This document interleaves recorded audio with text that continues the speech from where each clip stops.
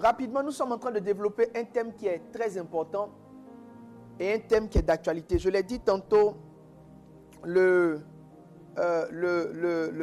jeudi prochain, le jeudi passé. Jésus revient bientôt. La plupart de ce que le Saint-Esprit va faire dans cette saison, des choses que le Saint-Esprit va faire dans cette saison, c'est de préparer l'Église au retour de Jésus. La préparation de l'Église au retour de Jésus va tenir en grande partie à comment le Seigneur va pousser les hommes à le servir. Le retour de Jésus se prépare dans le service de Dieu. C'est en servant Dieu qu'on prépare le retour du Seigneur Jésus.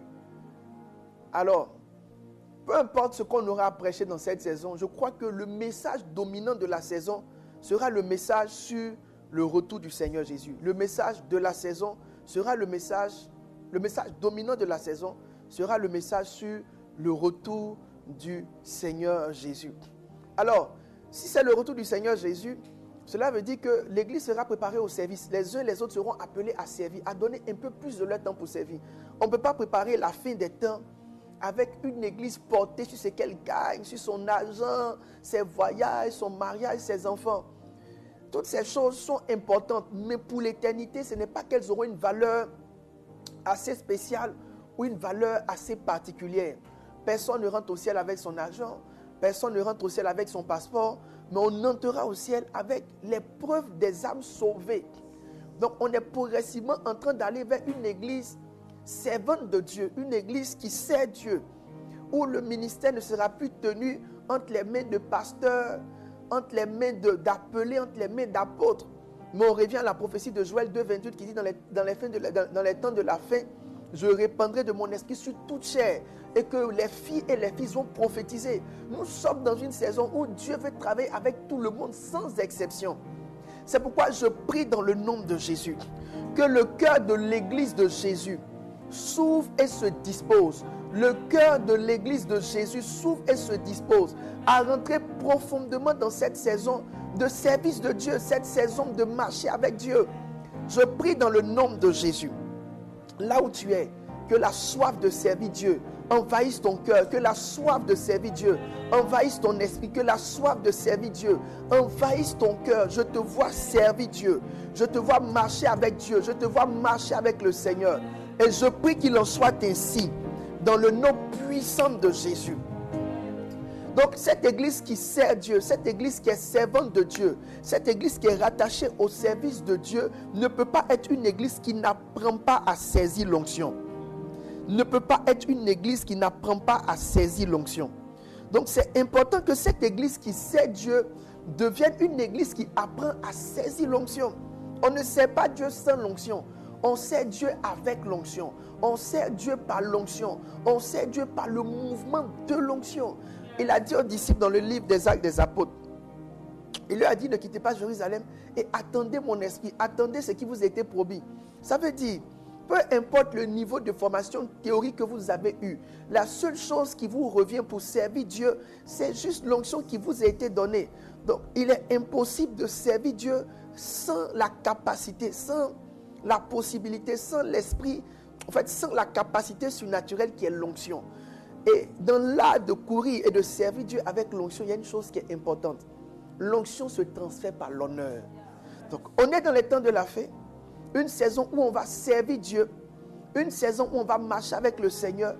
Et dans ces temps de la fin, il est important que ceux qui servent apprennent à servir sous l'esprit de l'onction. Alors, l'onction vient par l'honneur. Et depuis un certain temps, nous sommes en train de parler de la loi de l'honneur, la loi de l'honneur. Alors, je vais dire une chose qui est très importante, c'est que l'honneur se transfère d'une génération à une autre. L'honneur se transfère de génération à une autre. Élisée a vu Élie, il a dit, Élie, je veux l'onction qui est sur ta vie, je veux la double portion de ton onction. Alors, c'est en désirant la double portion de l'onction d'Élie que l'esprit et la puissance et l'onction d'Élie lui ont été donnés. Donc, ce que Élisée est devenu, il est devenu par transfert de la grâce qui était sur la vie d'Élie. Alors, le principe de l'honneur aujourd'hui est un principe d'actualité dans l'Église. Il dit, dans les temps de la fin, je vais renvoyer le cœur des fils vers les pères et le cœur des pères vers les fils. Le cœur des fils vers les pères et le cœur des pères vers les fils. Ma prière pour nous aujourd'hui dans le nom de Jésus, c'est que nous entrions dans une phase où le Seigneur est en train de renvoyer le cœur des fils vers les pères et le cœur des pères vers les fils. Le Seigneur est en train de réconcilier les générations par l'insistance du message sur l'honneur. Alors, parlons du message de l'honneur, parlons de la pensée de l'honneur. Il y a une chose qui est importante à mettre en évidence. C'est l'honneur est dû à qui? Dans le livre de Malachie, il dit, si je suis père, où est l'honneur qui m'est dû? Si je suis père, où est l'honneur qui m'est dû? Donc, la question, c'est la suivante. L'honneur est dû à qui? C'est une question qui est très importante. L'honneur est dû à qui? Alors, pour passer sur ce sujet, je ne dirais pas rapidement, mais de façon importante, pour passer sur ce sujet, il y a un fait sur lequel je voudrais attirer l'attention des uns et des autres. Vous voyez, le principe de l'honneur, c'est un principe que Dieu a établi dans la nature. L'un des fondements de l'honneur, c'est la loi de l'autorité, la loi de la tête. Au fait, on honore la tête. En vérité, on honore la tête. C'est pourquoi Dieu a fait en sorte que dans tous les contextes, il y a toujours une tête qui s'écrit. Peu importe l'environnement, il y a une tête qui s'écrit. Lorsque Babel, ou du moins lorsque les hommes étaient en train de construire la tour de Babel, l'une des choses que le Seigneur a eu à faire, c'était de confondre leur langage. Parce que le Seigneur s'est rendu compte que une fois qu'il y a un certain ordre, il n'y a rien qui peut arrêter. Donc la loi de l'ordre est la loi des grands accomplissements. Il est impossible pour n'importe qui d'accomplir quoi que ce soit de grand s'il n'y a pas un certain niveau d'ordre. Maintenant, pour que l'ordre soit, il faut qu'il y ait le principe de la tête. C'est la tête qu'on honore. La Bible dit que c'est la tête de l'église. L'homme est la tête de la famille. Lorsque le Seigneur a fini de, comme on appelle, de construire, ou du moins de créer la terre, le ciel, la première chose qu'il a eu à faire, la première décision administrative qu'il a eu à faire, c'est d'établir l'homme comme étant le dominateur de tout ce qu'il a créé. Donc il a dit, domine sur tout ce qui existe. Ça veut dire que le Seigneur ne fait généralement rien sans préalablement établir une forme de hiérarchie. Dieu procède par hiérarchisation. C'est la hiérarchisation qui est le fondement même de l'ordre. Et donc, même dans la nature, vous allez voir le lion, sans qu'il y ait intelligence, sans qu'il y ait réflexion. Vous allez voir dans la nature, quand les lions sont là, toujours un lion qui va venir se battre pour que tout le monde le suive. Vous allez voir, parmi les fourmis, il y a toujours une maman qui est là, donc quelque part, tout le monde la nourrit. Ça veut dire dans chaque aspect, sans là, même dans les milieux là où il n'y a pas d'intelligence, il y a un besoin de définir la tête. L'honneur est dû à qui? L'honneur est dû à la tête. Peu importe le milieu, peu importe l'environnement, peu importe les aspects, peu importe la plateforme, l'honneur va à la tête. Dans la jungle, l'honneur va à la tête. Chez les animaux, l'honneur va à la tête. Dans l'église, l'honneur va à Christ. Mais dans l'église locale, Christ a donné une forme de hiérarchie en établissant des pasteurs. La Bible dit qu'il a donné des apôtres, des prophètes, des pasteurs. Donc ceux-là sont ceux que Dieu a établis comme la tête dans l'église locale. Donc quand il s'agit d'honorer, il s'agit d'honorer ceux qui sont la tête dans l'église locale. C'est cela qu'on est arrivé là où nous sommes aujourd'hui. Nous parlons donc de l'honneur de loin, l'honneur du père spirituel, l'honneur du pasteur. On a parlé de toutes les clés qui permettent de saisir l'onction qui est sur la vie de loin par le moyen de l'honneur. Donc toutes les clés de l'honneur. On a parlé de l'honneur par la pensée, l'honneur par la reconnaissance, parce que tu ne peux pas honorer ce que tu ne reconnais pas. Donc pour honorer, il faut identifier quelque chose. En fait, ce qui fait que tu honores, c'est que tu trouves en cette personne une certaine singularité. C'est-à-dire que tu te rends compte qu'elle a quelque chose. C'est ce quelque chose-là qui justifie tous les efforts que tu fais pour donner à cette personne une certaine place d'importance ou une certaine importance dans ta vie. C'est très important. Alors, on a parlé de l'honneur par la pensée, la reconnaissance. On a parlé de l'honneur par l'écoute. Le fait de savoir écouter, parce que la manière dont tu écoutes définit comment tu respectes. Ou la manière dont tu honores définit comment tu écoutes. Donc, dans ta manière d'écouter, on peut discerner certains niveaux d'honneur. C'est très important. Je reviens rapidement sur ces éléments parce que, naturellement, il y a toujours des personnes qui nous prennent en cours de route. Donc, dans la manière d'écouter, donc, ta manière d'honorer se voit dans ta manière d'écouter. Donc, dans la manière d'écouter, on peut apercevoir ton niveau d'honneur. Après l'écoute, on avait l'ajustement. C'est ça l'ajustement. L'honneur par l'ajustement. quand tu honores quelqu'un, tu as une manière de te tailler en fonction de la personne. Voilà. Donc, tu t'ajustes en fonction de la personne. Donc, il y a l'honneur par l'ajustement, c'est-à-dire la capacité à se tailler en fonction d'une personne qu'on honore. Parce que le but de l'honneur, qu'on le veuille ou non, l'apôtre Paul a dit, soyez mes imitateurs comme j'imite Christ. Donc, l'un des grands niveaux d'honneur, c'est qu'une personne voit en toi le désir d'être comme elle. Parce que pour que tu veuilles devenir comme moi, ça veut dire que tu as un certain niveau d'estime. Pour toi, je suis quelqu'un de très important. Pour toi, je suis un modèle très réussi.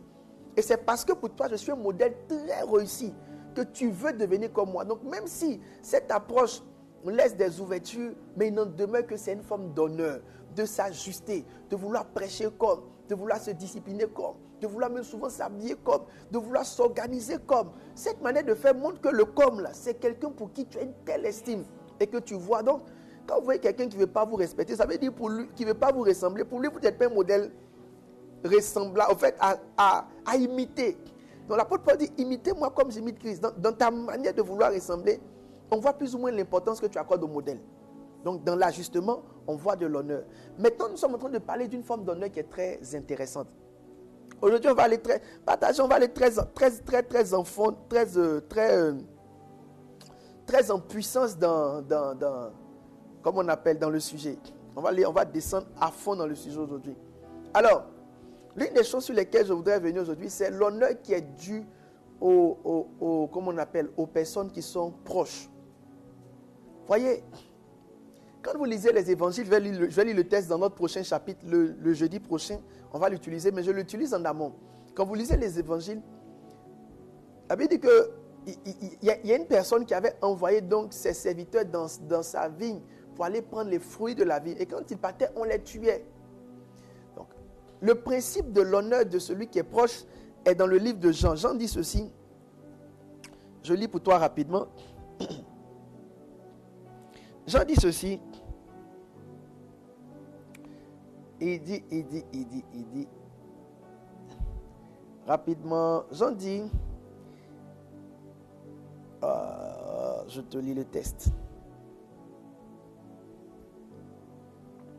Donnez-moi le texte. Il dit, donnez-moi Jean, on a lu le texte la dernière fois, je le cherche, pourquoi le texte? Ok, Jean 13, 20. Il dit, en vérité, je vous le dis, celui qui reçoit celui que j'aurai envoyé, me reçoit. Celui qui reçoit celui que j'aurai envoyé me reçoit, et reçoit celui qui m'a envoyé. Celui qui reçoit celui que j'aurai envoyé me reçoit, et reçoit celui que j'aurai envoyé. Donc, en vérité, je vous le dis, celui qui reçoit celui que j'aurai envoyé me reçoit. Donc, Jésus explique que la manière dont tu traites celui qu'il envoie, il le ressent de la même manière. Donc, si tu le traites bien, il le ressent bien. Si tu le traites mal, il le ressent mal. Donc, l'honneur ou l'importance que tu attribues à un serviteur proche est la même importance. En fait, l'importance que tu accordes à celui qui a envoyé se voit sur la personne qui est envoyée. Donc, l'importance que tu reconnais à celui qui est la tête se voit sur la manière dont tu gères tous ceux qui sont autour de la tête ou la manière dont tu te comportes envers tous ceux qui sont autour de la tête. Alors, au nombre de ceux qui sont autour de la tête ou à côté de la tête, on a l'épouse de loin, l'épouse du pasteur et l'épouse de l'homme de Dieu. Alors, jusqu'à là, j'essaie simplement de nous envoyer à notre sujet pour ceux qui sont tombés dans le sujet aujourd'hui. L'épouse de l'homme de Dieu. L'épouse de l'homme de Dieu représente un sujet épineux dans l'église de Jésus. Voilà. L'épouse de l'homme de Dieu représente un sujet très épineux dans l'église de Jésus. Le pasteur lui-même, par moment, ne sait pas quelle place sa femme a ou quelle place sa femme devrait avoir. La femme elle-même ne sait pas toujours la place que son mari lui donne ou la place que l'église lui donne. Et puis l'église elle-même ne sait pas aussi quelle place elle doit donner à la femme du pasteur. Parce que le fondement, c'est que c'est le pasteur qui a été appelé à l'œuvre du ministère. Alors, nous avons commencé cette étude le jeudi passé et aujourd'hui, nous allons donc, par la grâce de Jésus, achever notre étude la finaliser. Et ma prière, c'est que ce message vienne consoler, bâtir et construire un grand nombre de personnes dans le ministère, un grand nombre de femmes dans le ministère, un grand nombre de femmes qui sont appelées à servir, un grand nombre de femmes qui vont venir servir plus tard, celles qui sont déjà épouses, celles qui le seront. Que Dieu vous aide à trouver des réponses à un ensemble de choses. Alors rapidement, courons avec notre sujet. La première chose que je voudrais qu'on sache, qui est très important concernant l'épouse de l'homme de Dieu, l'épouse du père ou l'épouse du pasteur, c'est la pertinence de l'honneur dû à la femme de l'homme de Dieu. La pertinence de l'honneur dû à la femme de l'homme de Dieu. C'est-à-dire, est-ce que c'est pertinent d'accorder une certaine importance à la femme du pasteur dans l'église? C'est une question à laquelle on a essayé de répondre le jeudi passé, mais je vais juste toucher quelques éléments de réponse qui sont très importants. La pertinence de l'honneur dû à l'épouse du pasteur. La première chose, c'est est-ce que dans la Bible, on a déjà vu un exemple biblique, un modèle où hommes et femmes sont en train de servir. La probabilité même qu'une femme soit acceptée dans le service avec son mari. Est-ce que ce modèle bibliquement existe? Oui, il existe. Dans le livre de Actes, le chapitre 18, le verset 2, la Bible dit, il y avait un homme, un juif nommé Aquilas, originaire du Pont, récemment arrivé d'Italie avec sa femme Priscille, parce que Claude avait ordonné à tous les juifs de sortir de Rome et il se liait avec eux. Lorsqu'on descend au verset 24, on dit un homme nommé Apollos, originaire d'Alexandrie, homme éloquent et versé dans les Écritures, vint à Éphèse. Il était instruit dans la voie du Seigneur et fervent d'esprit. Il annonçait et enseignait avec exactitude ce qui concerne Jésus, bien qu'il ne connût que le baptême de Jean. Il se mit à parler librement dans la synagogue. Aquilas et Priscille, l'ayant entendu, le prit avec eux et lui exposait plus exactement la voix de Dieu. On a ici un couple modèle, le couple d'Aquilas et de Priscille. Aquilas et Priscille. Priscille servait Dieu auprès d'Aquilas. Elle n'était pas juste là pour de la décoration. Lorsqu'ils vont croiser, comme on appelle, Apollos, ils vont se rendre compte que Apollos était d'un certain niveau, mais il avait des carences. Ce qui est étrange, c'est que ce n'est pas Aquilas seulement qui a détecté les carences d'Apollos, mais Priscille aussi a détecté les carences d'Apollos. Non, elle était d'un certain niveau spirituel. La Bible dit, c'est Aquilas et Priscille ensemble qui ont renvoyé Apollos à la raison. Ce sont les deux qui lui ont enseigné plus exactement. Donc, comme je l'ai dit le jeudi passé, Priscille n'était pas de la décoration dans le ministère. Elle avait une certaine performance, elle avait une certaine perspicacité, elle avait une certaine efficacité. Elle comprenait l'évangile et elle était profonde. Et je l'ai dit tantôt, peut-être qu'on ne le dit pas tout le temps, mais la promesse qui était sur la promesse de l'enfant qui allait venir était de la famille de David. Celui qui était de la famille de David, c'était Joseph. Mais c'est Marie qui était enceinte. Joseph avait la prophétie et c'est Marie qui a porté la prophétie. Lorsqu'une destinée commence à s'accomplir, vous devez savoir que c'est deux personnes jointes qui ont produit cette destinée. Donc quand le ministère du pasteur est en train d'avancer, ce n'est pas le pasteur seulement. Il a reçu la prophétie, mais la femme a fécondé une certaine dimension de ce qu'il est. La femme a fécondé une certaine dimension de son ministère. Elle a porté en son sein, soit par ses prières, soit par ses conseils, soit par sa présence, soit par son aide. Elle a fécondé en elle une certaine dimension du ministère. Donc, Joseph reçoit la prophétie d'être celui qui va porter la descendance de David. Mais l'aide de Marie a donné vie à Christ. L'aide de Marie a donné présence à Christ. Je veux dire à quelqu'un, peut-être que tu ne le sais pas, mais cette femme qui est à côté de l'homme de Dieu que tu ne vois pas, sans elle, beaucoup de prophéties dites sur la vie du pasteur ne se seraient jamais accomplies. Sur cette base, je crois et je pense venir, je pense voir que le ministère de la femme ou la présence de la femme ou la reconnaissance de l'honneur de la femme tient une certaine performance, une certaine pertinence. On peut encore avancer. Et l'Éternel dit, Genèse 2, 28, il n'est pas bon que l'homme soit seul, je lui ferai une aide semblable. Il n'est pas bon que l'homme soit seul, je lui ferai une aide semblable. Je l'ai dit tantôt, Dieu ne peut pas demander à un maçon d'aider un menuisier. on ne peut pas demander à une personne d'aider une autre personne dans un domaine dans lequel la personne n'a pas de compétences. Quand le Seigneur fait de la femme l'aide de l'homme, ça veut dire que Dieu l'a déjà doué de compétences. 1. 2, ça veut dire que Dieu a déjà défini une mission pour elle avant même qu'elle ne vienne. Parce que ton mari peut pas être dans le ministère, puis tu vas lui apporter une aide en dehors du ministère. L'aide qui devait t'apporter à Adam était une aide, un rapport de la mission. Donc quand on dit à la femme que tu vas lui, il n'est pas bon que l'homme soit ce que je lui ferai une aide, peut-être que la femme n'a pas été avertie, mais inconsciemment c'était un appel implicite à la femme au ministère. Donc un appel au ministère implicite pour la femme. Donc il n'y a pas de femme, de ministre qui n'est pas touchée par le ministère. Que tu le veuilles ou non, volontairement ou involontairement, le ministère t'a aspiré. Le ministère t'a introduit. Tu es déjà dans le vécu du ministère. C'est pourquoi je dis la dernière fois, si la femme d'un pasteur s'est mise en marge, oh ma soeur, tu es en train de faire la mauvaise chose. Que tu le veuilles ou non, le fait qu'on ait fait de toi femme d'un pasteur a fait de toi de façon implicite une femme appelée à gérer les mêmes challenges que ton mari. Les problèmes qu'il gère, tu les gères. Les batailles qu'il gère, tu les gères. Finalement, que tu le veux ou non, tu es dans le ministère. Parce que tu es l'aide dans le ministère, l'aide avec lui dans le métier du ministère.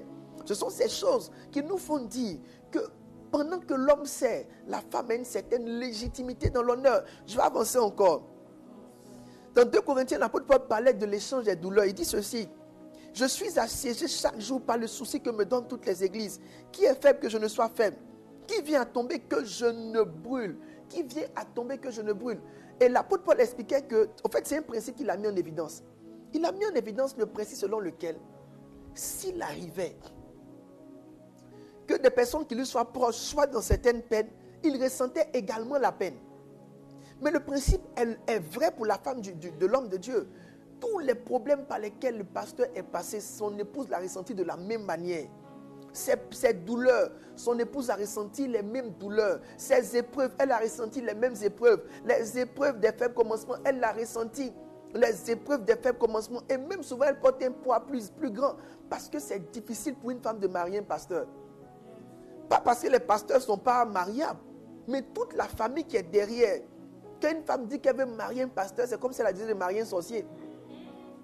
Rares sont les familles qui acceptent que leur fille marie un pasteur. Moi, pour me marier, j'ai dit à ma belle famille que je suis un homme d'affaires. Donc, quand ma femme a dit, qu'est-ce qu'on va se présenter? Son beau-père même il me guettait avant. Donc, je lui ai dit, il faut leur dire que j'aime mes affaires. Donc, à l'époque, j'ai pris quelques frères dans la foi là, et on est parti en véhicule comme si c'est mes partenaires d'affaires. Donc, je les ai présentés comme mes partenaires. Non, pour ma belle famille au départ, ma belle-mère pensait qu'elle savait, mais mon beau-père là, lui, ne savait pas bien. Donc, pour eux, c'est vrai, ils savaient que j'étais dans le ministère, mais pour eux, j'avais des affaires, tout ça. Donc, j'avais des partenaires. Oh, mon frère, c'était tout mon film pour pouvoir marier leur fille. Donc, imagine aujourd'hui, quand tu dis que tu es pasteur, si une fille dit qu'elle veut marier un pasteur, mais pour toute la belle famille, c'est la personne la plus inconsciente qui soit. Elle a payé tous ses prix. Elle est rentrée dans le ministère avec son mari. Le prix de la solitude, le prix lié aux finances, l'éducation des enfants, supporter les épreuves, supporter les jugements des fidèles. Maintenant, le jour où on doit honorer l'homme, on dit que la femme n'est pas digne de porter le même honneur. Voici le problème. La femme ne tient pas la légitimité de l'honneur des écoles bibliques. Non, la femme tient la légitimité de l'honneur par son aptitude à payer le prix avec son mari. Elle a payé le prix pour que l'église existe. Elle était là souvent avant la plupart de tous les fidèles. Je vais ouvrir aussi une lucane aux hommes de Dieu. Mariez-vous tôt. Mariez-vous tôt. Sinon, ça va créer un trouble dans l'église. Tu sais, généralement, les gens ne supportent pas qu'ils aient souffert pour quelqu'un, puis quelqu'un vienne à la fin. Donc, le fait de se marier tôt, là, ça permet de pouvoir monter avec ton épouse et lui donner tous les droits de recevoir aussi l'honneur. C'est qui casse les... Moi, je connais un ami pasteur. Quand il s'est marié, il avait 200 membres. Quand il s'est marié, le dimanche, il est venu. Et lui restait moins de 10 fidèles. Ce qu'il dit est vrai. Le dimanche, quand il est venu, il lui restait moins de 10 fidèles. Parce que les 200 là ont souffert et galéré. Et puis au temps de se marier, l'homme de Dieu décide d'aller prendre une sœur en dehors des 200.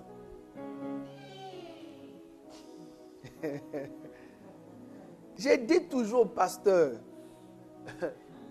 hey, il y a un temps, si tu n'es pas marié, que tu essaies de te marier après, tu n'as pas idée des problèmes que ça va entraîner. Tous ceux qui ont tenté ça ont payé le prix cher.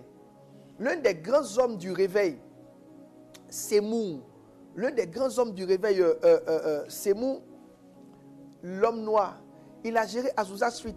Azusa Street s'est étendu. Azusa Street est devenu une grande entité. Le truc s'est étendu. Et puis à un moment donné, on ne sait pas ce qui s'est passé. Je ne sais pas ce qui s'est passé à un moment donné. Il y avait une de ses assistantes qui était là, qui s'est donnée à la vision. Et puis vers la fin, il a marié une autre personne. C'était la fin de son ministère. Ça a été là. En fait, c'est là que son ministère a connu un déclin. À l'époque, ce genre de ministère était soutenu par une liste de partenaires. Donc, il y avait des... C'est elle qui gérait tous les partenaires dans le monde entier, qui soutenait la mission. Quand il s'est marié net, elle a pris la fiche des partenaires là. Et puis elle est partie. C'était la fin. C'était la fin. Ce truc-là a sonné la fin de son ministère. Tous les pasteurs qui sont là, qui n'arrivent pas à vous marier, vous cherchez quoi? Toutes les jeunes filles qui sont dans vos églises, là, vous n'en voyez pas. Vous voulez quel modèle? Tanti Claire qui va venir s'asseoir sur vos fidèles, les chicoter, les frapper.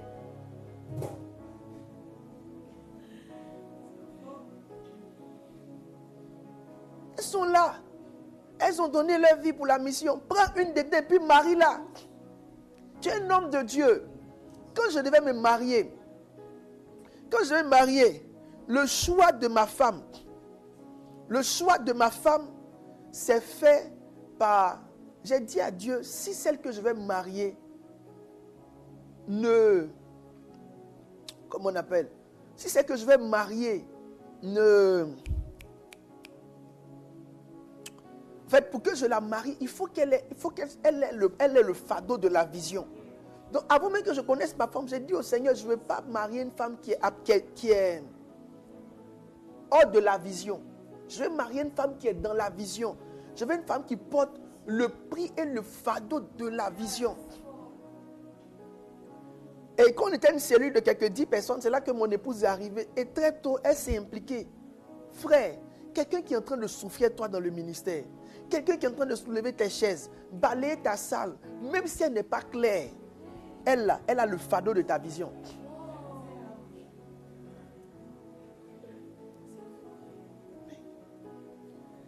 Elle a le fardeau de ta vision, donc il faut la prendre.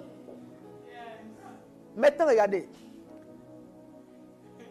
C'est pourquoi aussi ce n'est pas bon. Une fois que dès le départ, quand je me mariais à l'église, on était autour de 50 membres. Dieu m'a dit, c'est le temps de te marier. Dieu m'a dit, c'est le temps de te marier. C'est la saison pour que tu te maries. Et pourquoi est-ce qu'il m'a dit que c'est la saison pour que tu te maries? On était autour de 50 membres. C'est comme si, passé ce stade, si tu te maries, tu n'es pas marié, tu vas créer un désordre dans l'église. La plupart des églises, aujourd'hui les pasteurs qui ont de grandes églises ne sont pas mariés, vous n'avez pas idée, les fidèles que vous voyez là, c'est des groupes changés. Parce que ça génère une grande attraction, une grande convoitise. Les gens viennent, mais le pasteur est célibataire, et puis il prêche bien, il est beau. L'onction rend joli. Donc pour moi, je pense que quelqu'un qui va aller loin et ne pas avoir une église fragile, c'est de se marier tôt. Mariez-vous tôt. Ne soyez pas dans les... Non, j'ai une destinée particulière. Moi, je crois que tous ceux qui ont du mal à se marier ont juste une faiblesse. Ils ont une faiblesse. Ils n'arrivent pas à choisir. C'est ce que je pense. Je n'ai pas dit la Bible dit. Mais c'est ce que je pense. Ils n'ont pas un esprit de contentement. Ils ne veulent pas prendre ce qui est là. Quelque chose en eux peut-être est erroné. Tu ne peux pas t'entourer d'autant de femmes et puis ton cœur ne bat pas. Tu n'es pas fait de fait. Tu es un homme. Le jour où la pluie va venir là, c'est mieux, le parapluie sera là. Il ne faut pas le jour des envies fortes vont te prendre. C'est maintenant tu vas aller chercher une femme qui n'est même pas là. tous les pasteurs d'un certain niveau, quand vous les voyez, qui sont pas mariés, il y a plein de péchés en dessous de leur vie. Pour la simple raison qu'ils ne peuvent même pas tenir le cheminement. Parce que le cheminement, ça prend 3 ans. Tu es là quand tu attends combien? 36, 40, tu n'es pas marié. Quand tu croises quelqu'un là, systématiquement, tes besoins sont très forts. Je sais de quoi je vous parle. Je parle par expérience. C'est pourquoi j'ai dit, quand un pasteur veut faire l'œuvre du ministère, il n'a qu'à se marier tôt. Église, tu es vieux et puis tu n'es pas marié là, tu jettes un trou dans ta propre vision. Le jour où tu vas te marier, les gens vont sortir de la vision. Les gens vont partir. Quand c'est comme ça, ils voient que le gars même est promis au moins à 3 ou 4 personnes le mariage. Tu vois, tes actes même ne seront pas bien interprétés. J'insiste parce que l'Esprit de Dieu me met à cœur cela. Tes actes ne seront pas même bien interprétés. Tu as souri avec une, mais un pasteur qui est seul. Moi, j'ai vécu ça. J'ai vécu ça. À l'époque où le Seigneur me disait, marie-toi, je n'en sentais pas le besoin. Il y avait une soeur qui était là. Je ne pouvais même pas penser que la soeur, là, elle voulait me marier à tout prix. La soeur voulait me marier. C'était son rêve. On était 50 personnes. 50 personnes. Toi, si tu gères 1000 personnes que tu es célibataire, c'est que tu es suicidaire. 50, 60, il y avait une. Et c'est la seule qui a eu le courage de se déployer. Sinon, il y a les autres, il y a d'autres qui étaient dans leur cœur. Ça ne bougeait pas. 50 personnes, la seule elle voulait me marier. Donc un jour elle est venue, est-ce que je peux passer chez toi à la maison, te donner un tel coup de main quand tu n'es pas, quand tu peux. J'étais même en famille. Elle voulait passer chez moi en famille, me donner un coup de main. Bon, pour moi, comme elle ne fait rien qu'elle a le temps. Bon, viens. Donc elle venait. Donc, je comprenais, pour moi, je ne comprenais pas. Tiens, la soeur est en train de bâtir dans son cœur, son foyer. Après elle est venue, elle a fait 3 songes. Dans les 3 songes, elle et moi, on est partis se marier. Donc en fait, elle dit qu'elle et moi on est partis, on est arrivé devant l'hôtel. Et puis quand elle a regardé, c'est moi qui étais là 3 fois. Que ça veut dire quoi?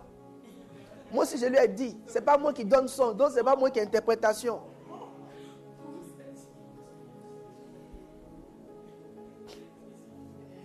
Frère, c'est quand j'ai vu ça que j'ai compris que si je ne me mariais pas, l'église était partie. Donc c'est en ce moment-là que j'ai pris à cœur de me marier.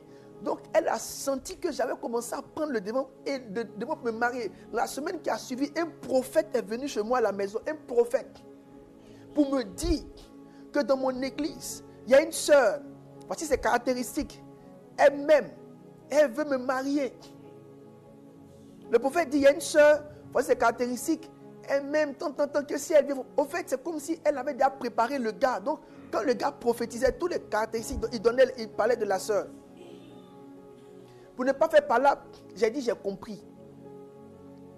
Quelque temps après, un groupe d'intercession d'une église, un groupe d'intercession d'une autre église est venu me voir.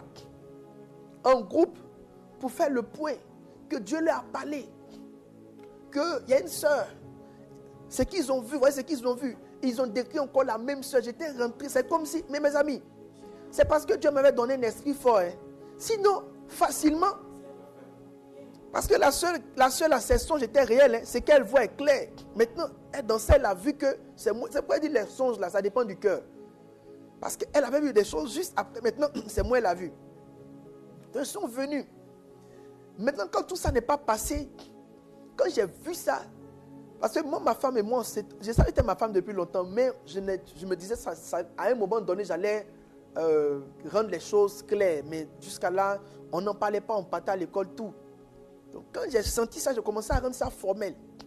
Le même groupe d'intercession, les filles ont pris le numéro de ma femme à l'époque, qui était juste une soeur de l'église. Elles sont allées jusqu'à chez elle à la maison.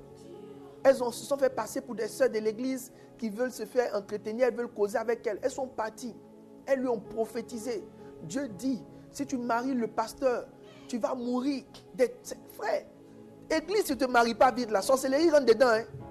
Sorcellerie rentre dedans. Nous, on n'était que 50. Il y a la sorcellerie de 50. Il y a la sorcellerie de 50. Sorcellerie de 50. Sorcellerie de 50 membres. Toi, tu es sur des centaines. Tu ne penses pas te marier. Tu plaisantes avec. Tu cherches quoi? Prends celle qui est là. Prends-la. Marie-la. Celle que tu vois là. Marie-la. Arrête de... Tu discernes quoi? Pasteur Mohamed dit à un certain âge, on ne fouille plus dans le sentiment. On ne fouille plus dans le sentiment. À un certain âge, c'est de la réalité. Je suis resté là, payer le prix. Je ne suis pas dit célébrer le mariage de l'un de mes fils. Il rendait témoin de sa femme. Il dit, la fille là, elle était là dès le départ. Elle a soulevé les chaises avec lui. Il n'y a personne qui a donné sa vie autant pour lui que cette fille. C'est sa femme. Les pasteurs qui divorcent là, c'est les gens, je viens, c'est un manque de reconnaissance. Vous voyez que leur première femme avait une manière d'être et puis leur deuxième femme là, c'est comme si elle est raffinée. Faites attention. Ça veut dire que celle qui a payé le prix de ta galère là, à un moment donné, quand l'argent est venu, tu ne l'as plus senti digne de toi. Tu l'as plus senti digne parce que bon, elle a accouché, elle n'était pas raffinée, mais elle a payé le prix des débuts du ministère. Elle a payé le prix du début du ministère, elle était là au départ. L'église a pris, l'argent est rentré, les jeunes filles sont rentrées, les filles claires sont rentrées, les filles qui ont l'argent sont rentrées. Maintenant, tu ne sens plus ta femme digne de toi. Elle n'est pas digne par rapport à quoi? La dignité là n'est pas dans son vêtement. La dignité n'est pas dans son thé. La dignité n'est pas dans ses yeux. La dignité est dans le prix qu'elle a payé quand personne ne t'aurait pris toi. Le prix qu'elle a payé de te marier toi quand tu dormais dans les garages et dans les salons. C'est là que cette femme-là, elle t'a pris. La femme qui est venue aujourd'hui, qui est claire, qui a Range Rover, qui te donne l'argent, celle-là, si elle était venue à tes départs là, tu n'allais même pas faire partie des options de mariage.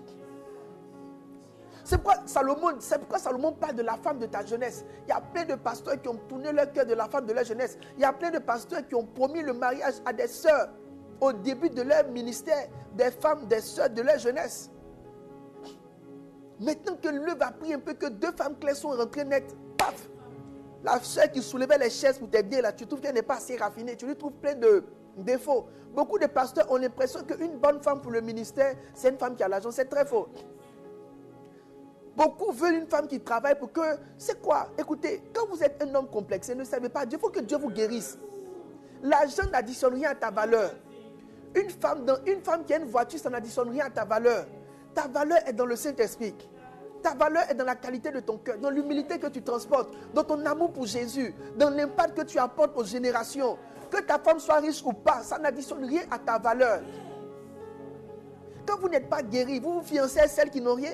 Quand une est claire qu'on dit au Canada, c'est pourquoi beaucoup ont laissé leur fiancé ici en Côte d'Ivoire pour aller faire des relations à distance. Canada, France. Mais ce genre de relations n'a rien donné. Parce qu'une femme pour coucher avec et puis une femme pour faire le ministère, c'est deux choses différentes. La beauté là, c'est pour coucher avec. Mais pour faire le ministère, il y a un autre type.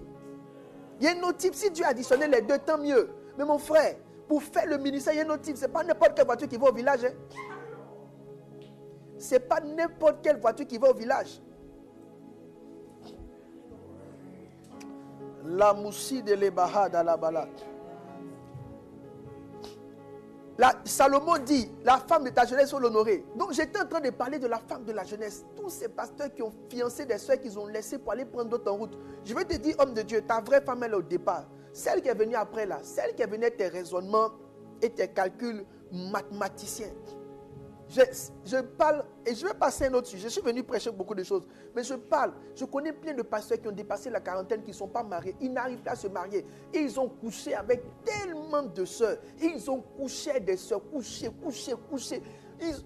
C'est pourquoi on dit de choisir un père spirituel qui va te redresser, qui va te redonner une forme et qui va t'aider à trouver une femme. Être sans père là, c'est dangereux. Moi, je ne regarde pas la grande église, et la grande église, ça ne veut rien dire. Jésus va juger nos œuvres. Nous, on est émotionnel. Donc, il y a des choses qu'on ne voit pas. Ou bien on voit, mais on fait comme on ne voit pas. C'est quoi la grande église? Tu as plein de filles, tu ne peux pas choisir une. Ça veut dire que toi, tu as un problème. Tu as un problème. Tu as un problème avec le sexe. Problème avec la discipline. Tu veux tout goûter, tu ne veux rien garder. Je parle par le Saint-Esprit. Tu veux tout goûter, tu ne veux rien garder.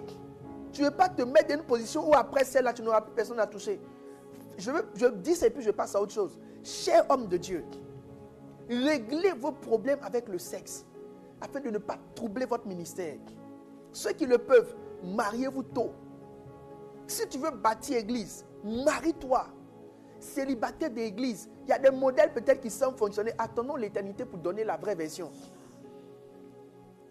Mais ma petite expérience, petite église de 50 membres, je gérais, politique qui est rentrée dedans à cause de moi seul. Toi, tu es dans l'église de 1000 membres. Je dis ça et puis je passe à autre chose. Je sens de le dire par le Saint-Esprit. On avait l'un de nos pasteurs dans une ville qui a géré l'église jusqu'à... Mais n'était pas marié. Et puis à une époque, j'ai dit, marie-toi, marie-toi, marie-toi, marie-toi, marie-toi, marie-toi, marie-toi. Et quand il a choisi, c'est-à-dire qu'il a décidé de dire celle-là, je vais la marier, les temps qui ont suivi l'église étaient vides. Il y avait des mamans dans l'église là, elles avaient leur fille pour elles là. Le pasteur devait marier leur fille. Comme elle aussi, c'était des mamans présentes et des mamans qui soutenaient l'église. Quand le pasteur, et puis il n'a pas pris une femme de là-bas, il a pris une femme d'ailleurs, c'est-à-dire que de l'église centrale, pour aller sur la mission. Quand ils ont vu ça, l'autre là a accusé le pasteur. Il a couché avec moi, il a fait ceci, il a fait ça. Si toi, tu n'as pas assez peur pour trouver quelque chose à marier, le jour où tu vas vouloir être sérieux, tout le monde peut mentir sur toi. Tout le monde peut mentir sur toi. Non, donc ils ont fait un scandale. Non, comme il a abusé d'elle, c'est elle qui va marier. Mais on dit au gars, est-ce que tu as abusé? Non, il n'a rien fait. Mais quand mariage, ça rend les gens. Quand les filles ont convoité le pasteur jusqu'à un certain niveau, et puis il va aller marier quelqu'un d'autre. Oh, tu serais étonné, tu ne vas pas reconnaître la soeur là. Tu auras l'impression d'avoir un démon devant toi.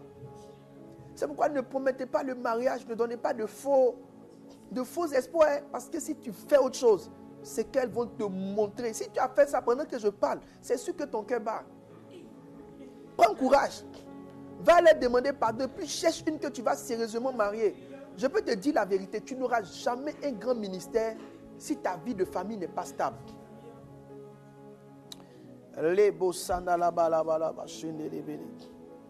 Alors, on est en train de parler de est-ce que la femme peut être honorée? Oui, elle peut être honorée parce qu'elle a payé le prix. Une autre problématique par rapport à l'honneur de la femme, donc on a parlé de tous les prix que la femme a payés, tous ces prix-là, donc si elle a souffert avec l'homme de Dieu, pourquoi autant de l'honneur, on va lui refuser d'être honorée? Donc ce n'est plus une question, dans toutes les églises, donner une place de choix et d'honneur à la femme du pasteur et honorez-la. Honorez-la, honorez-la. Maintenant, je vais toucher une chose qui est intéressante. Une position ne peut pas bâtir fortement, je veux dire, ne peut pas justifier l'honneur. Donc, tu ne peux pas tenir tout ton honneur juste par la position. Il faut que tu tiennes ton honneur par des actions. Donc, s'il y a une femme de pasteur, si les gens l'honorent, ce n'est pas seulement parce que c'est la femme du pasteur. Il y a des actions, des œuvres qu'elle pose qui font que aujourd'hui, naturellement, les gens vont l'honorer. On a cité 5 choses. Je ne vais pas revenir là-dessus. Je vais toucher rapidement. Je vais toucher un point important aujourd'hui. Numéro 1. Pour qu'une femme soit dans sa poursuite d'honneur, il faut qu'elle soit spirituelle. Une femme de pasteur doit prier. Elle doit jeûner. Parce que c'est la porte la plus proche du pasteur. C'est la cible de prédilection du diable. Si elle n'est pas forte, elle sera celle par qui Satan va passer pour faire tomber l'homme de Dieu. Numéro 2. La femme du pasteur doit trouver son appel et l'exercer. Dans la chambre haute, en acte 1, l'esprit est descendu sur les hommes et sur les femmes. J'ai l'habitude de dire l'esprit qui est descendu sur les femmes, là, ce n'est pas pour aller préparer Placali. C'est pour faire l'œuvre du ministère. Les femmes ont des aptitudes et des dons. Il faut juste discerner et leur donner leur canevas. C'est très important. C'est important pour une femme de travailler avec son mari. Pourquoi? Numéro 1, pour éviter la suspicion. Quand tu es dans le ministère avec ton mari, tu connais les gens qui l'approchent. Quand tu es dans le ministère avec ton mari, tu as une idée du programme de travail. Tu as même une idée de la charge nécessaire pour le travail. Quand tu n'es pas dans le ministère, tu ne sais rien, donc tu doutes de tout. L'heure à laquelle il est venu, c'est un doute. Les gens qui l'approchent, c'est un doute. Il te fait un point, tu doutes de tout parce que tu ne sais pas réellement. Numéro 2, pourquoi c'est important? Pour avoir une certaine vie de famille. Parce que quand vous ne travaillez pas ensemble, vous voir devient un mystère. En servant Dieu ensemble, vous multipliez les opportunités de vous voir. Ce qui bâtit votre vie de famille. Et numéro 3, pour ne pas être étranger à la vision. Comme je l'ai dit tantôt, c'est parce que tu es dans le ministère que tu reçois l'honneur. Donc les gens te voient. Donc c'est pour ça qu'on t'honore. Naturellement, si tu es étranger, tu viens, on est en train de construire des églises, tu n'es pas informé.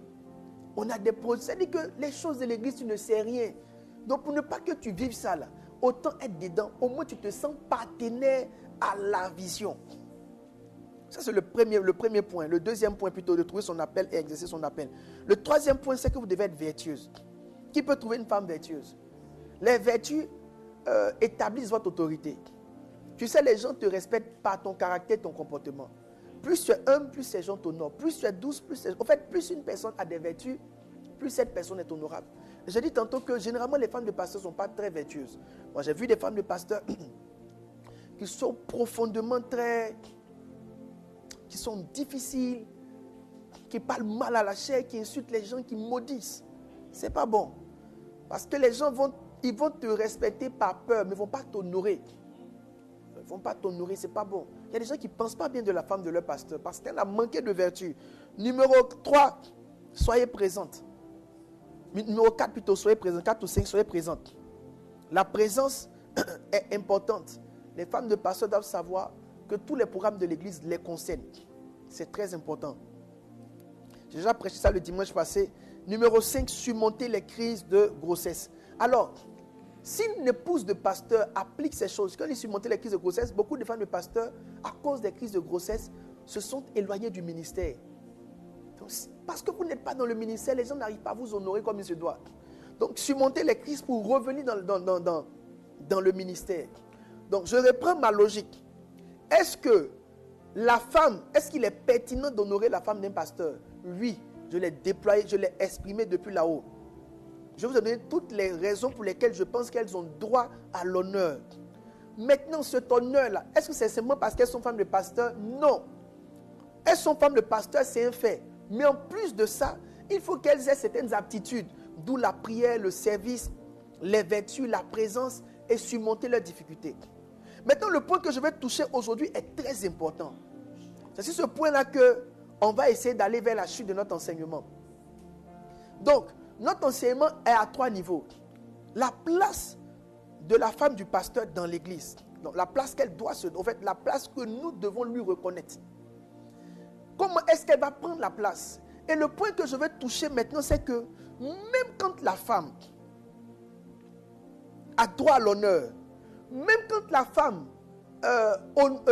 respecte tous les principes que j'ai dit ici, elle est spirituelle, elle a découvert son talent, tout ça, le seul qui peut introduire sa femme dans le ministère et la faire réellement honorer, c'est le mari de l'épouse, l'homme de Dieu. Quand la femme d'un pasteur est honorée, en règle générale, à 99,9%, c'est à cause de son mari. Quand la femme d'un pasteur est méprisée dans une église, ce n'est pas le peuple qui la méprise en premier, c'est son mari qui la méprise en premier. La projection du mépris sur l'épouse du pasteur ne vient pas du peuple, ça vient du mari. Le peuple là s'aligne sur l'honneur ou le déshonneur que le mari donne à sa femme. Donc en règle générale, si une épouse ne se sent pas honorée dans l'église, ce n'est pas les fidèles en premier. C'est le mari qui n'a pas donné à la femme une certaine place d'honneur. Donc la femme ne peut pas se faire honorer. C'est l'homme qui fait que la femme est honorée dans la vision. Il dit dans le livre de Corinthiens, ce n'est pas celui qui se recommande lui-même qui est approuvé. Donc il y a quelqu'un qui bâtit quelqu'un. Il y a quelqu'un qui présente quelqu'un. Jésus a eu besoin d'un Jean-Baptiste.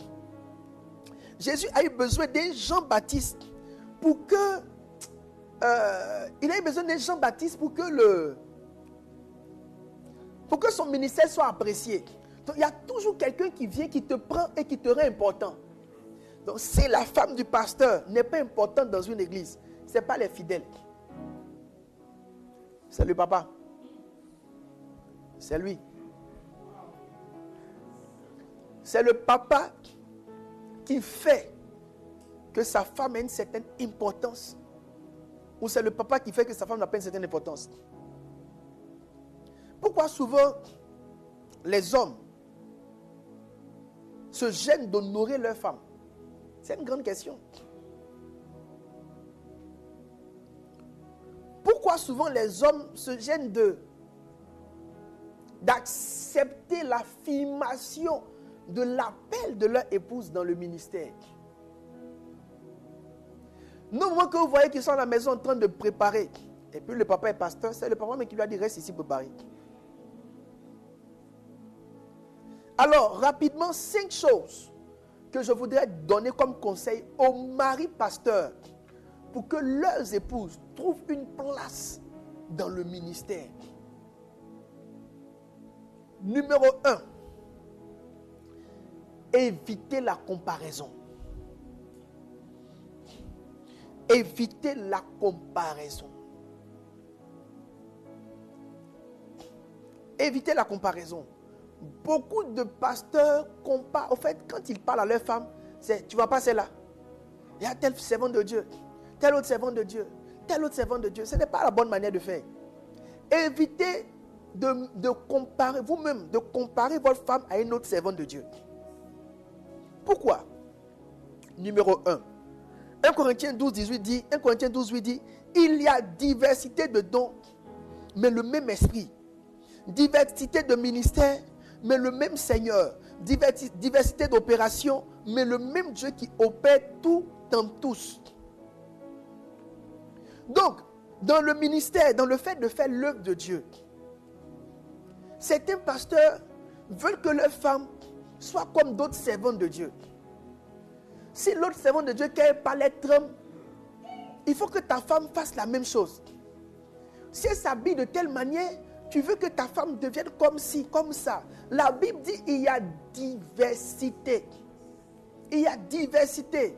Si les pasteurs ne sont pas en train de pousser leurs femmes à ressembler à une autre, ce qu'ils sont en train de faire, c'est de comparer leurs femmes à eux-mêmes.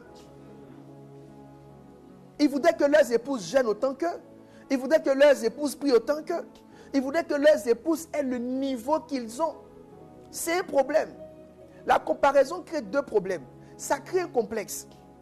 Ça fait que la personne, au lieu de s'affirmer, se dévalorise à l'intérieur. Elle ne prend pas confiance en elle. Il dit ceci dans le livre de 1 Pierre. Il dit, Marie, montrez à votre tour de la sagesse dans vos rapports avec vos femmes. Comme avec un sexe faible. Montrez de la sagesse dans vos rapports avec vos femmes comme un sexe faible. J'ai vu les maris de pasteurs être durs avec leurs femmes. Je connais des maris de pasteurs trop durs avec leurs femmes.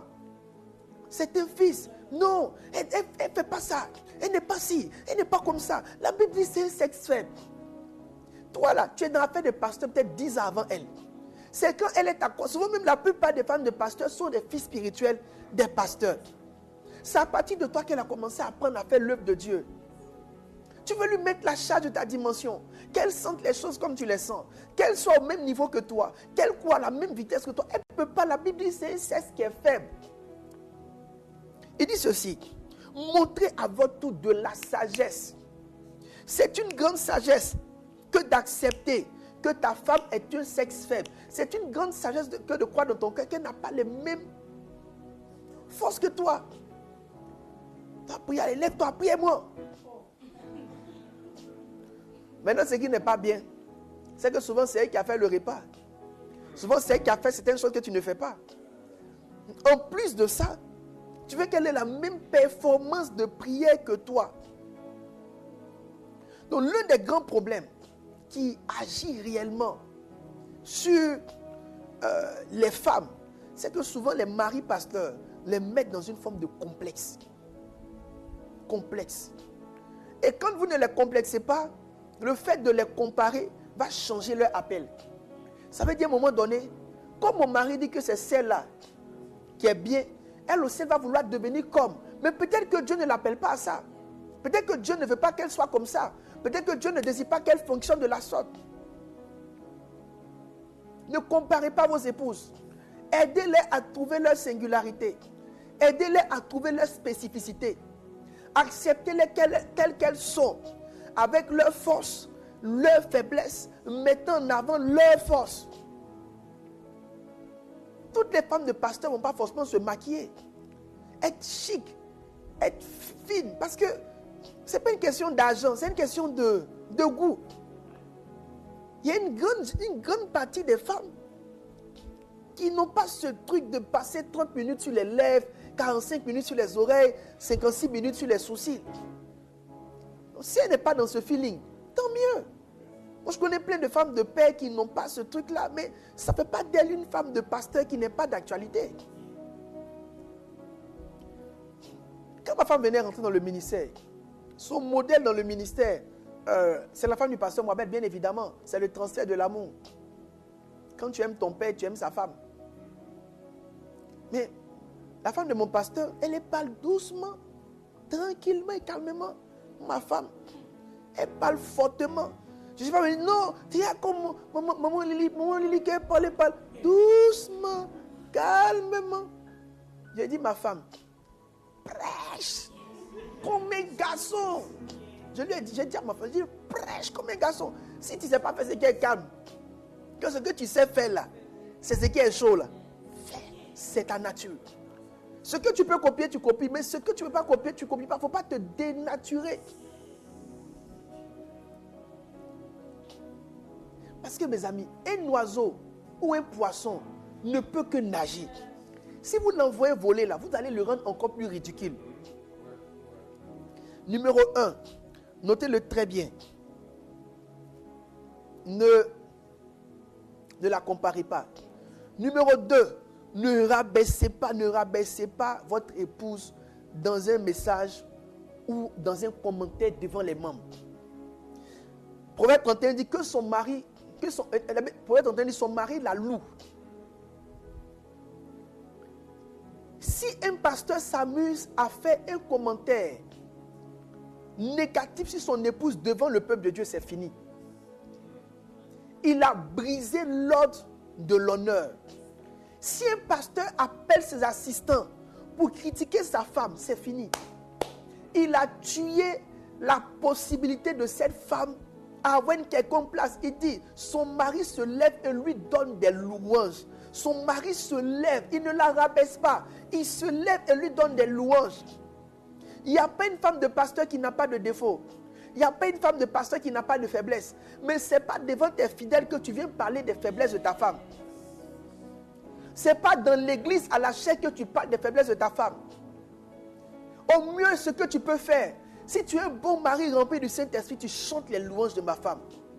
Souvent, quand je présente certains aspects de ma femme comme étant des aspects négatifs, en vérité, pour ceux qui ont le coup d'œil, je suis en train de la louer. Non, elle est dure. Mais elle est dure en réalité, ce que je veux dire, c'est qu'elle est rigoureuse. Et les gens veulent devenir rigoureux comme elle. On ne descend pas sa femme en public. On ne la rabaisse pas devant le peuple. On ne la rabaisse pas dans les prédications. On ne la rabaisse pas devant les membres. Ne rabaissez pas votre femme. Ne dites rien qui la rabaisse. Il n'y a pas un de vos assistants, l'une des personnes proches de vous, très proche, tellement proche, que vous puissiez confier vos problèmes de couple. Il y a des pasteurs qui vont confier les problèmes de couple à leurs fidèles. Le fidèle à qui tu as confié le problème de couple, là, va aller parler à un autre, qui va parler à un autre, qui va parler à un autre, qui va parler à un autre. Voici comment les femmes de pasteurs ont perdu l'importance dans l'église. Je connais un pasteur qui partait expliquer c'est problèmes de couple à l'un des infidèles. Souvent les fidèles qui ont de l'argent, les pasteurs les prennent comme leur conseiller. Est-ce que c'est quelqu'un qui a l'argent, c'est quelqu'un qui est intelligent?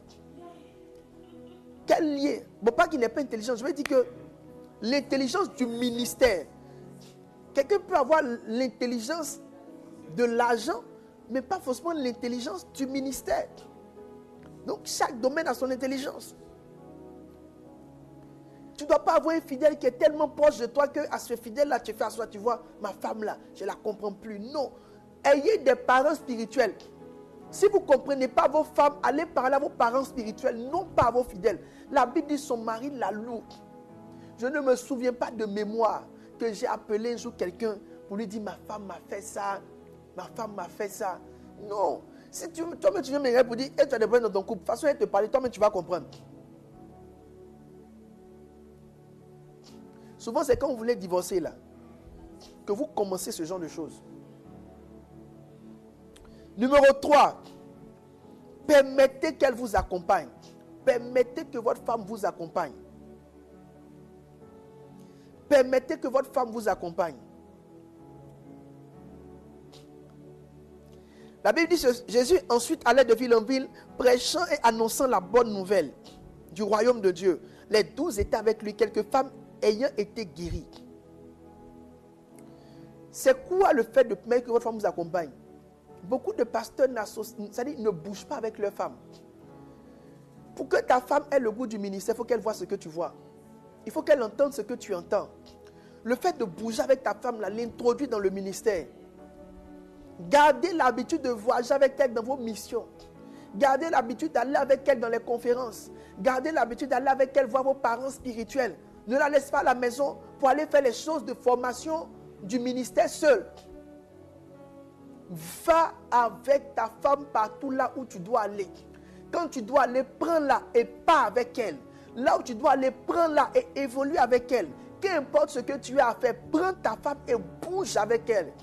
Aussi longtemps que ta femme voit ce que tu fais, elle aura le goût des choses que tu es en train de faire. Le zèle vient par ce qu'on voit. Si elle peut voir, elle peut avoir du zèle. Si tu vas avec elle aux conférences, qu'elle entend ce que tu as entendu, elle aura l'envie de servir comme tu as envie de servir. Si tu es le seul à aller aux conférences et que tu retournes, qu'elle n'a pas entendu ce que tu as entendu, tu es étonné que ta femme n'a pas envie de servir. Mais elle n'a pas envie de servir parce qu'elle n'est pas exposée à la même nourriture que toi. Toi, tu es exposé à la nourriture sur le service de Dieu. Permettez qu'elle vous accompagne. Numéro 4, formez-la vous-même. Matthieu 4, 19 dit, il leur dit, suivez-moi et je vous ferai pécheurs d'hommes. Suivez-moi et je vous ferai pécheurs d'hommes. C'est toi qui dois faire ta femme dans le ministère.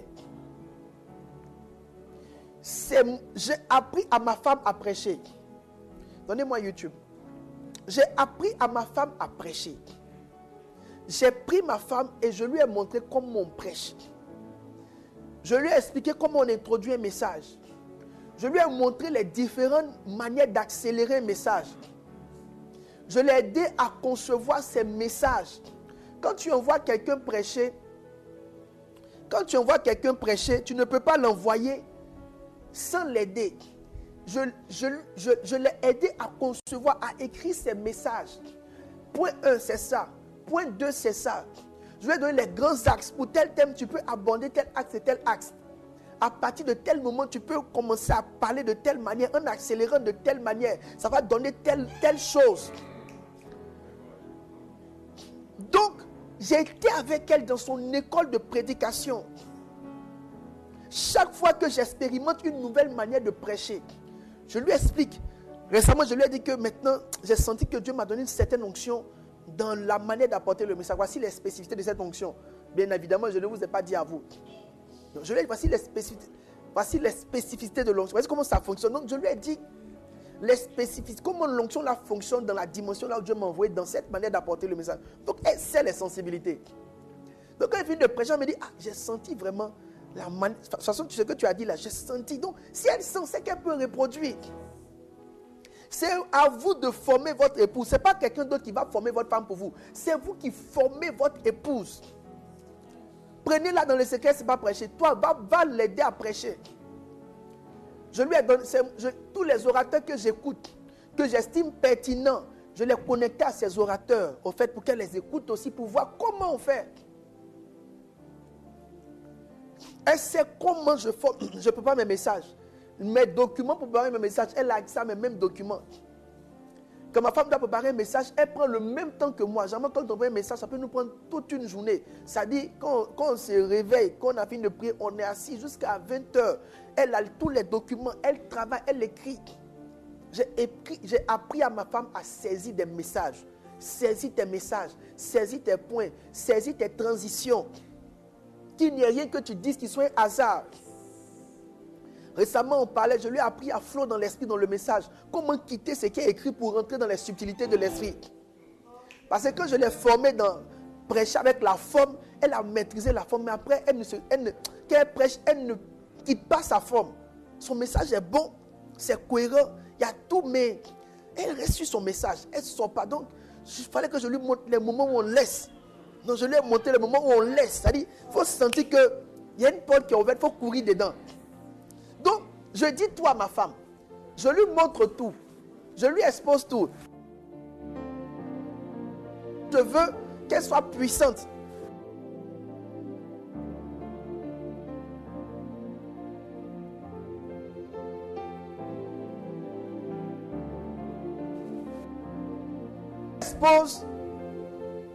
Je lui expose les... En fait, je lui expose tout. C'est toi qui vas là. Maintenant, je vais vous expliquer une chose. L'une des choses qui me permet de former ma femme, c'est le fait que ma femme elle-même, elle me voit d'abord comme un homme de Dieu. Elle croit en moi. Elle croit que je suis... Donc, ce n'est pas son mari. Elle voit l'homme de Dieu.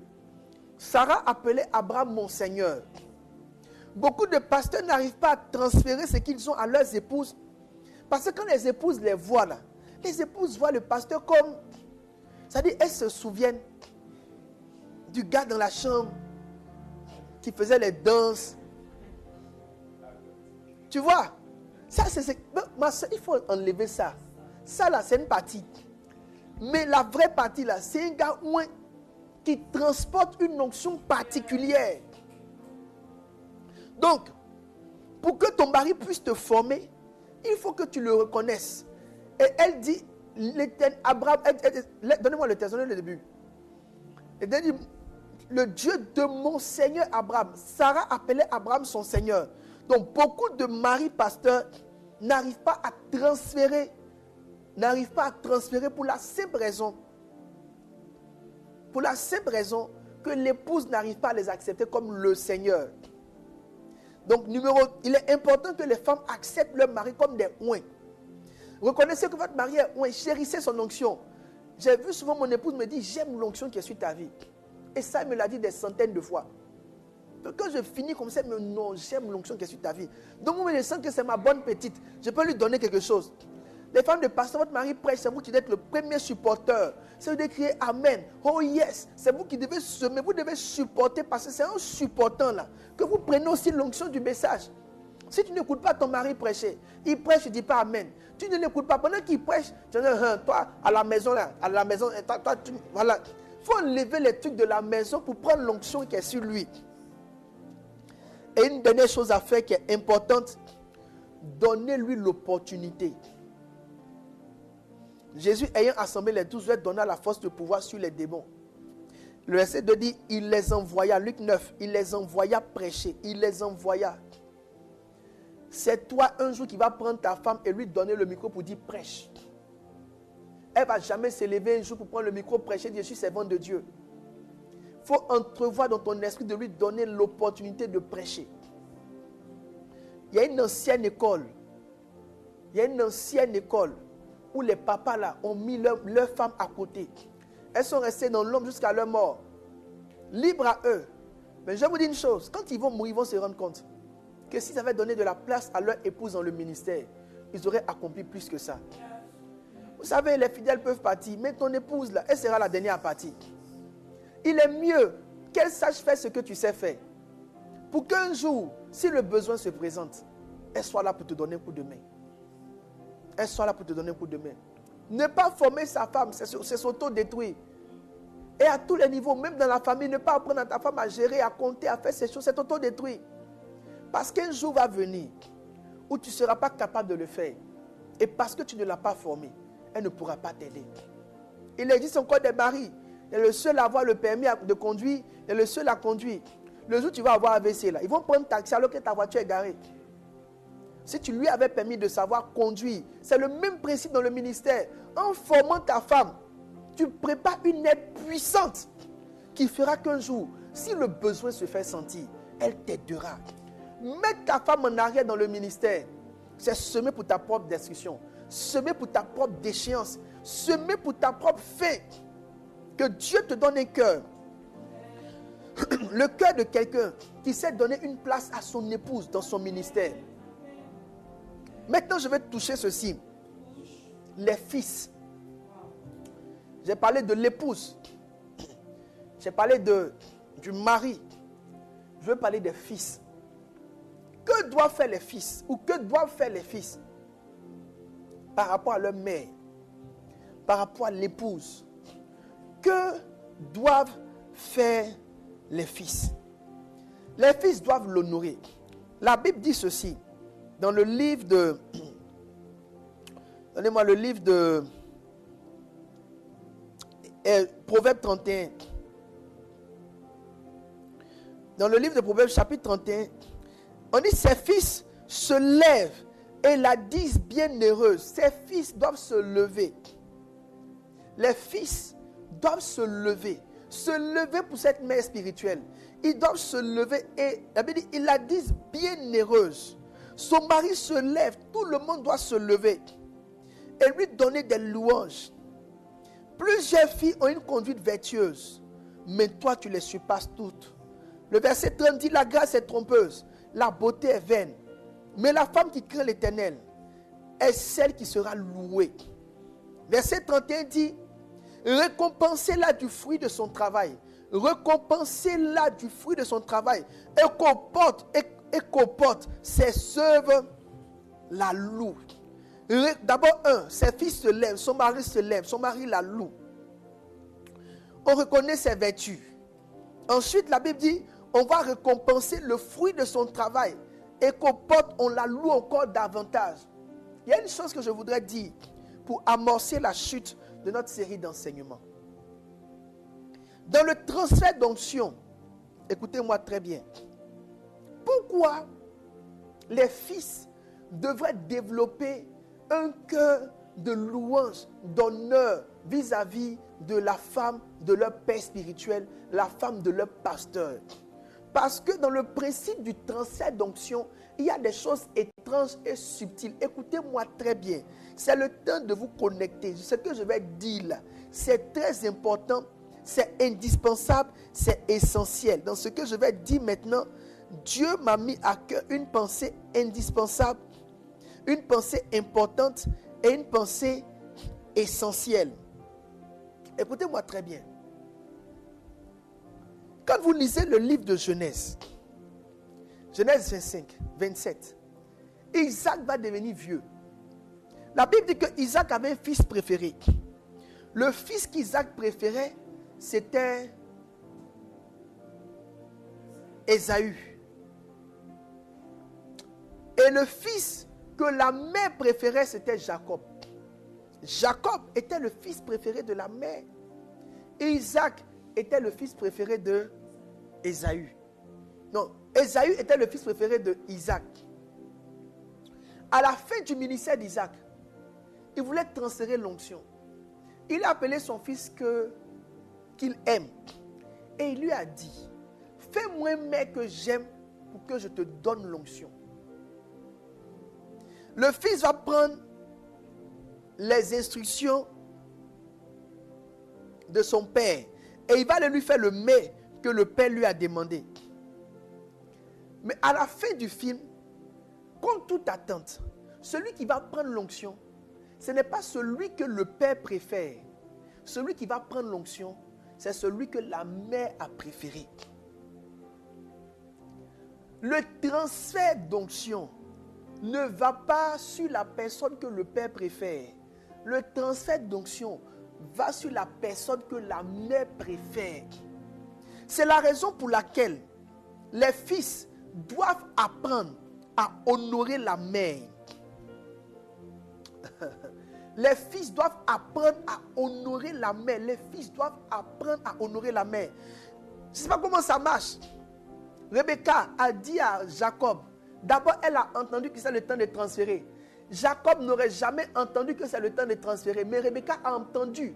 Donc il fallait que Rebecca ait un certain cœur pour Jacob, pour qu'elle le mette au parfum, pour lui dire, c'est la saison des transferts. Qui peut connaître la saison des transferts en dehors du père si ce n'est la femme du père? Ensuite, elle savait ce qu'il fallait lui donner à manger. Il a demandé un gibier, une bête sauvage. Mais la femme a pris un veau. Et quand elle a pris le veau, là, elle a cuisiné d'une manière. Quand le père a mangé le veau, le père a senti dans sa bouche que le veau qu'il venait de manger, c'était viande de brousse. La seule qui peut changer les goûts du père, c'est la mère. Elle maîtrise la langue d'Isaac depuis combien d'années? Elle a travaillé les papilles d'Isaac au point où la viande de veau là, est devenue une viande de brousse, un gibier sauvage sur la langue d'Isaac. Mes amis, vous n'avez pas idée de l'influence qu'une mère peut avoir sur un père pour vous connecter à la source précieuse de cette onction. La mère est un atout fondamental dans l'acquisition de l'onction. Pour que l'onction vienne sur Salomon, le prophète Nathan a dit à la femme de David, il lui a dit, le monsieur est vieux, les autres frères sont en train de lutter pour prendre l'onction. Toi qui es la femme, toi qui es sa femme, toi qui es celle qu'il a préférée, va lui parler de l'enfant et des promesses qu'il a eu à faire. Lorsque la mère Bathsheba est partie parler à David, il s'est levé et il a pris l'engagement de prendre soin et d'investir dans la vie, ou du moins de donner, de transférer la royauté à Salomon. C'est vrai, Nathan a appuyé, mais c'est parce que Bathsheba a pu parler. Les femmes ou les mères, les épouses des pères sont comme des atouts puissants pour avoir une certaine place dans le cœur d'un père. Mépriser ta mère spirituelle ou mépriser l'épouse de ton père spirituel, c'est mépriser une certaine position que tu aurais pu avoir. Il y a une chose que je veux additionner, qui est très importante. Il y a un niveau d'onction dans le ministère qui vient juste parce que il y a un niveau d'onction dans le ministère, il y a un niveau de relation avec le Père qu'on appelle aller manger chez le Père. J'ai dit, il y a un niveau de relation, c'est-à-dire que il y a un niveau de relation. Si tu sens que ton père et toi vous êtes passé à un autre niveau, c'est que ton père t'a montré sa maison. C'est que ton père t'a invité à sa table. Tant que tu es dans les 120, les 70, peut-être même que tu es dans les 12, il y a des choses que tu n'auras pas. Il y a des choses que Jean-Jacques et Pierre ont vues que la plupart des autres n'ont pas vues. Parce que Jésus avait cette habitude de les pousser très loin dans son intimité. Mais c'était un monsieur sans femme. Donc pour qu'il puisse rentrer dans une certaine mesure dans son intimité, pour qu'il sache qu'il puisse rentrer dans une certaine mesure dans son intimité, pour que Jésus, maintenant dans là où on est, là où on est actuellement, pour que quelqu'un puisse rentrer dans l'intimité d'un homme de Dieu, il faut absolument que sa femme le lui autorise. Pour que tu puisses entrer dans la maison d'un pasteur, il faut que tu saches que c'est sa femme qui va donner le OK. Tu ne vas jamais manger à sa table. Donc, si tu veux arriver à ce niveau avec ton père, le jour où ton père spirituel te dit rentre chez moi, c'est que sa femme a dit viens. Parce qu'aucun père ne peut faire franchir le portail de sa maison sans que sa femme n'ait donné le OK. Le lien que tu as avec ta mère spirituelle va définir les accès que tu auras auprès de ton père spirituel. C'est pourquoi, mes amis, honorez vos mères spirituelles. Honorez-les comme jamais. Je vais continuer. Une chose qui est très importante. Un jour, en Genèse 21, Sarah vit que Agar, l'Égyptienne, avait enfanté un enfant, Abraham. L'Égyptienne avait enfanté Abraham. Et elle dit à Abraham, chasse cette servante et son fils, car le fils de cette servante n'héritera pas avec mon fils, avec Isaac. Cette parole déplut fort aux yeux d'Abraham à cause de son fils. Mais Dieu dit à Abraham, que cela ne déplaise à tes yeux. À cause de l'enfant de ta servante, accorde à Sarah tout ce qu'elle aura demandé. Dieu dit à Abraham d'accorder à Sarah tout ce qu'elle aura demandé. Ça veut dire quoi? Maintenant, Abraham va chasser Agar, il va chasser Ismaël. La proximité que Agar et Ismaël avaient avec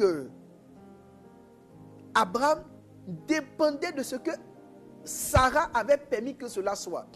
J'ai envie de dire à quelqu'un, tu ne peux pas être proche de ton père si tu as un problème avec ta mère. Le jour où Agar a eu un problème avec Sarah, c'était sa fin dans sa relation avec Abraham. Les épouses des pères, les épouses des pasteurs sont des clés inestimables. C'est à nous de savoir les exploiter.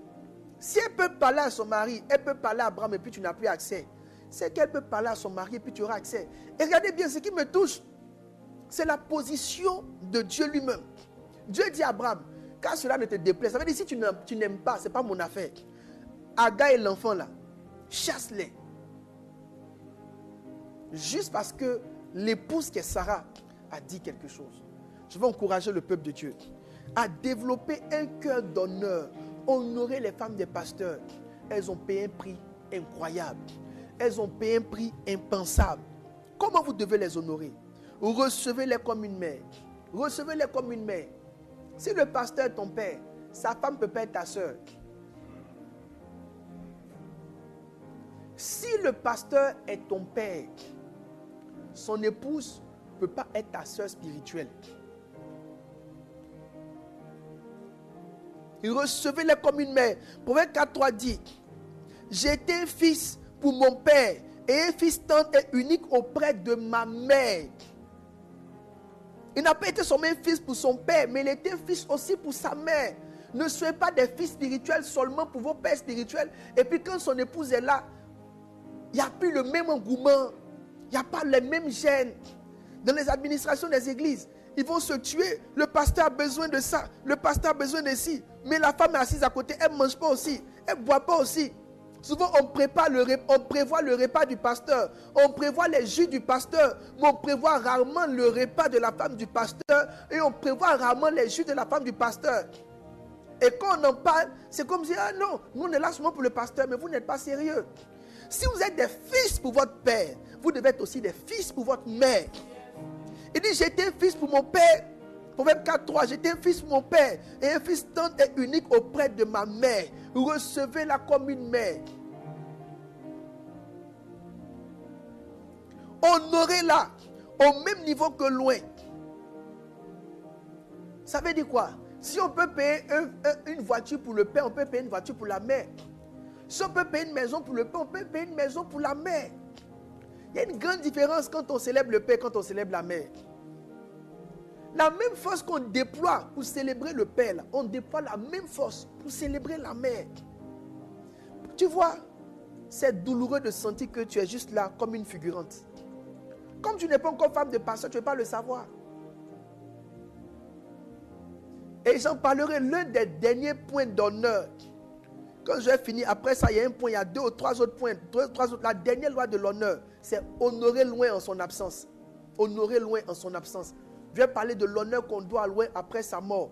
Beaucoup de femmes de pasteurs ont été abandonnées après la mort de l'homme de Dieu.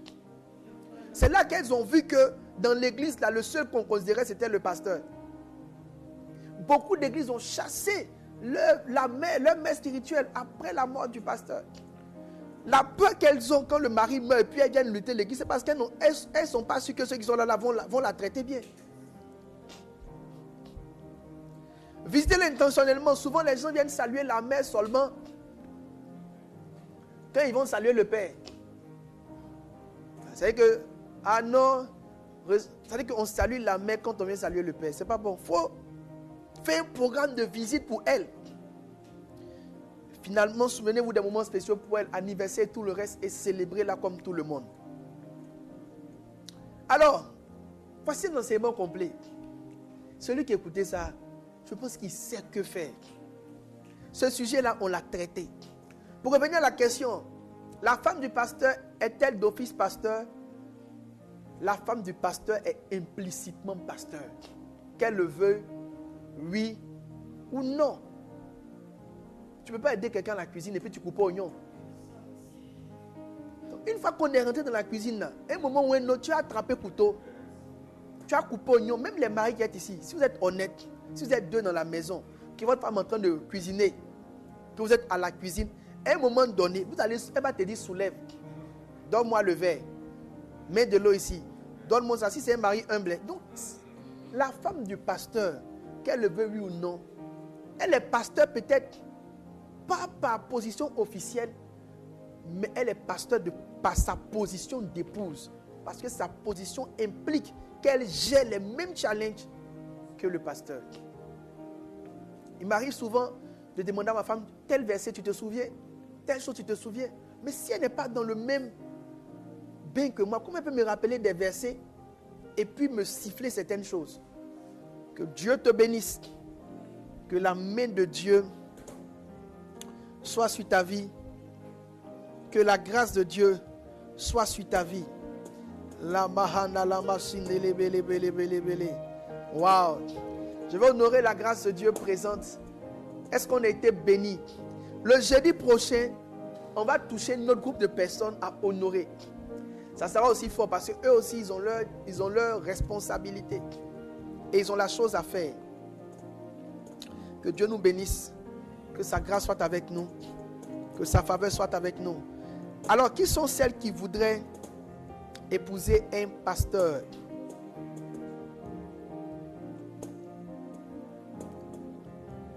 Qui sont celles qui voudraient épouser un pasteur?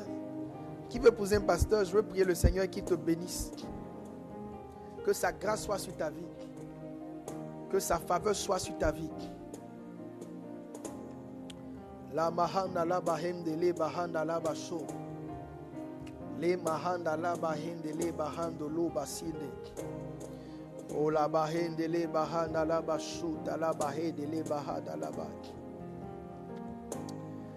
Alors je prie pour tous ceux qui sont connectés. Si vous avez des questions, posez vos questions, on va répondre. S'il y a une ou deux questions, je peux répondre à une ou deux questions. Hein, parce que le sujet est tel que je dois pouvoir répondre à une ou deux questions. S'il y a une question, il faut poser, je vais répondre. En commentaire ou au contact, au mail qui s'affiche, mais en commentaire ou au mail.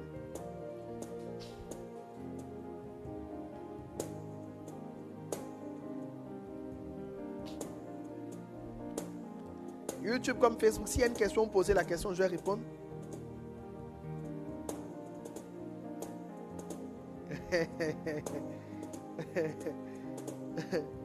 On dit les femmes préfèrent les hommes d'affaires que les pasteurs. Oh. C'est un mensonge. L'impression qu'on vous donne que les pasteurs sont pauvres là, c'est un mensonge. C'est un grand mensonge même. S'il n'y a pas de questions, et c'est une question.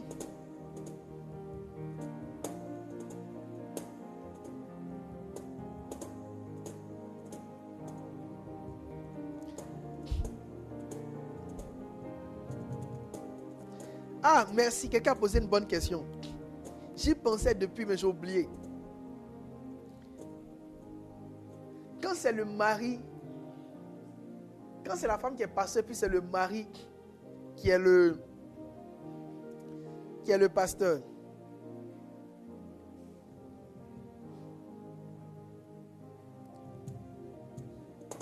Quand c'est le mari, il faut m'attraper les questions. Sur Facebook et sur YouTube. Quand c'est la femme qui est pasteur et le mari, mais c'est simple. Tout ce qu'on a dit sur la femme là, vous me dites ça sur le mari. Mais c'est un peu plus complexe. En fait, le problème quand c'est la femme qui est pasteur, souvent le problème n'est pas au niveau de...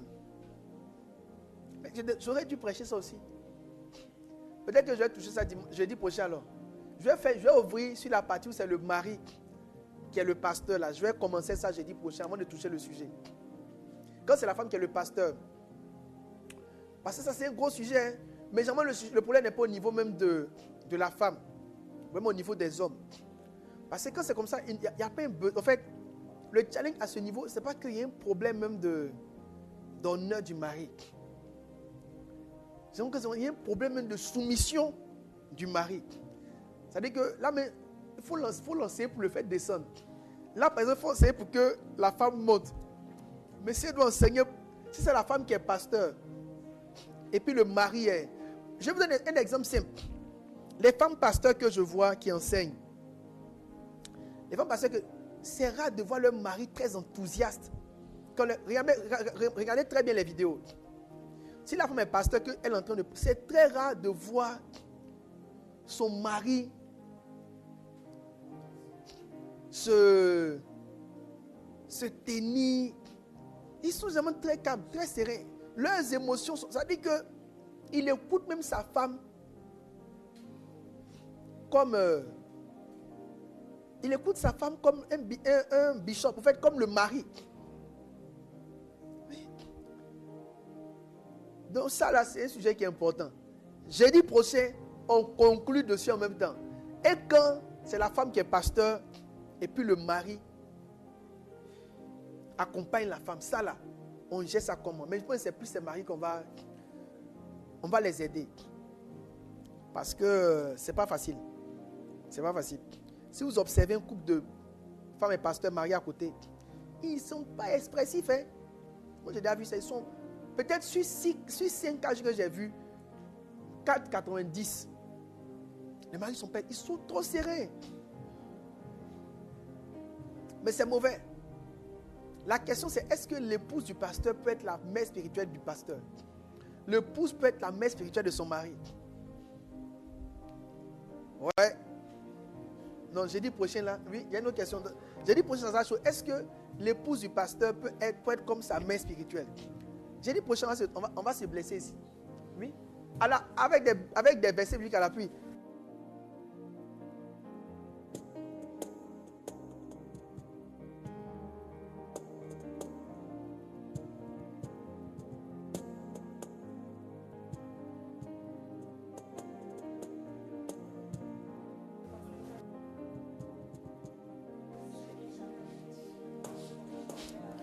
C'est trop puissant.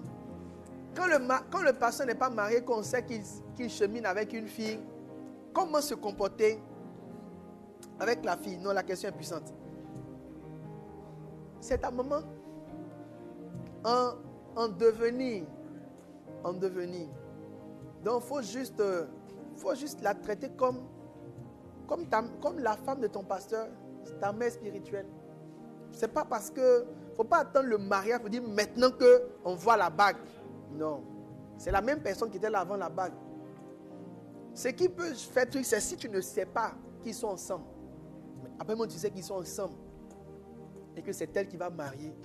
Commence à lui donner l'honneur qu'il faut, l'honneur qui va avec. Ok? Parce qu'en l'honorant, ce n'est pas elle que tu honores, c'est ton père que tu honores, c'est l'homme de Dieu que tu honores. Il y a une autre question?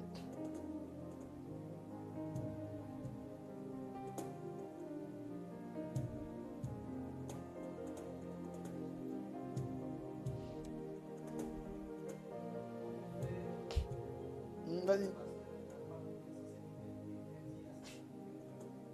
Comment faire quand le pasteur n'a pas confiance en ses fidèles et il interdit à sa famille de les fréquenter? C'est que l'église va se gâter. L'église doit se bâtir sur l'amour. La Bible dit le lien par excellence, c'est l'amour. Si tu n'aimes pas tes fidèles, il n'y a pas d'église. Et puis la Bible dit l'amour ne soupçonne pas. Un pasteur qui n'aime pas ses fidèles a déjà perdu son église. Il n'y a même pas de question derrière.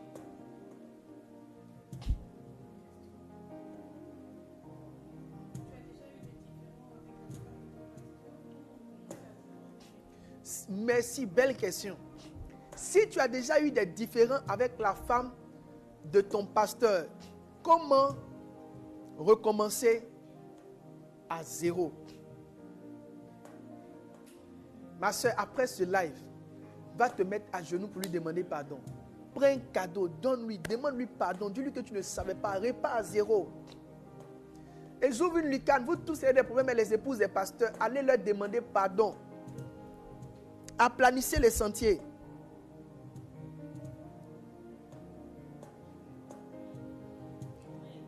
Question. Prenez le micro pour poser les questions. Ça va permettre de pouvoir... truc aussi. Vas-y.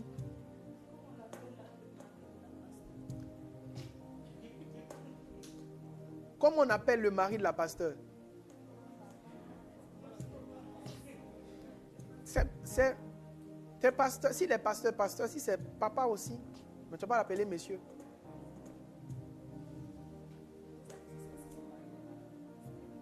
S'il n'est pas dans le ministère, papa là, ça passe partout. C'est genre titre honorifique au fait. Pour nous qui sommes en Afrique. Oui, question? Comment gérer le cas où le père est épousé des fils spirituels? Non, mais, waouh, les questions, mais est-ce que vous notez les questions? Saisissez-les, c'est des questions trop pertinentes. Comment le papa vient marier ta soeur spirituelle? Change, elle n'a qu'à devenir ta mère. Il faut migrer. C'est une très belle question. Dans les ministères, ça existe. Ce virage-là, souvent, n'a pas réussi. Les gens n'ont pas accepté. Genre, toi, tu es nous ici, maintenant, c'est notre moment. Il faut accepter. Une fois qu'il a marié, ce n'est plus votre soeur, c'est votre mère. Traitez-la comme votre mère. Traitez-la simplement comme votre mère. Traitez-la juste comme votre mère. Une autre question. Il dit, mais papa, Si le cheminement n'aboutit pas, on fait comment? Elles redeviennent sœurs pour la garde au même niveau.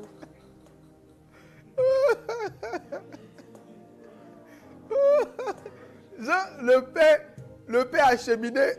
Et puis le cheminement. Si le cheminement n'a pas réussi.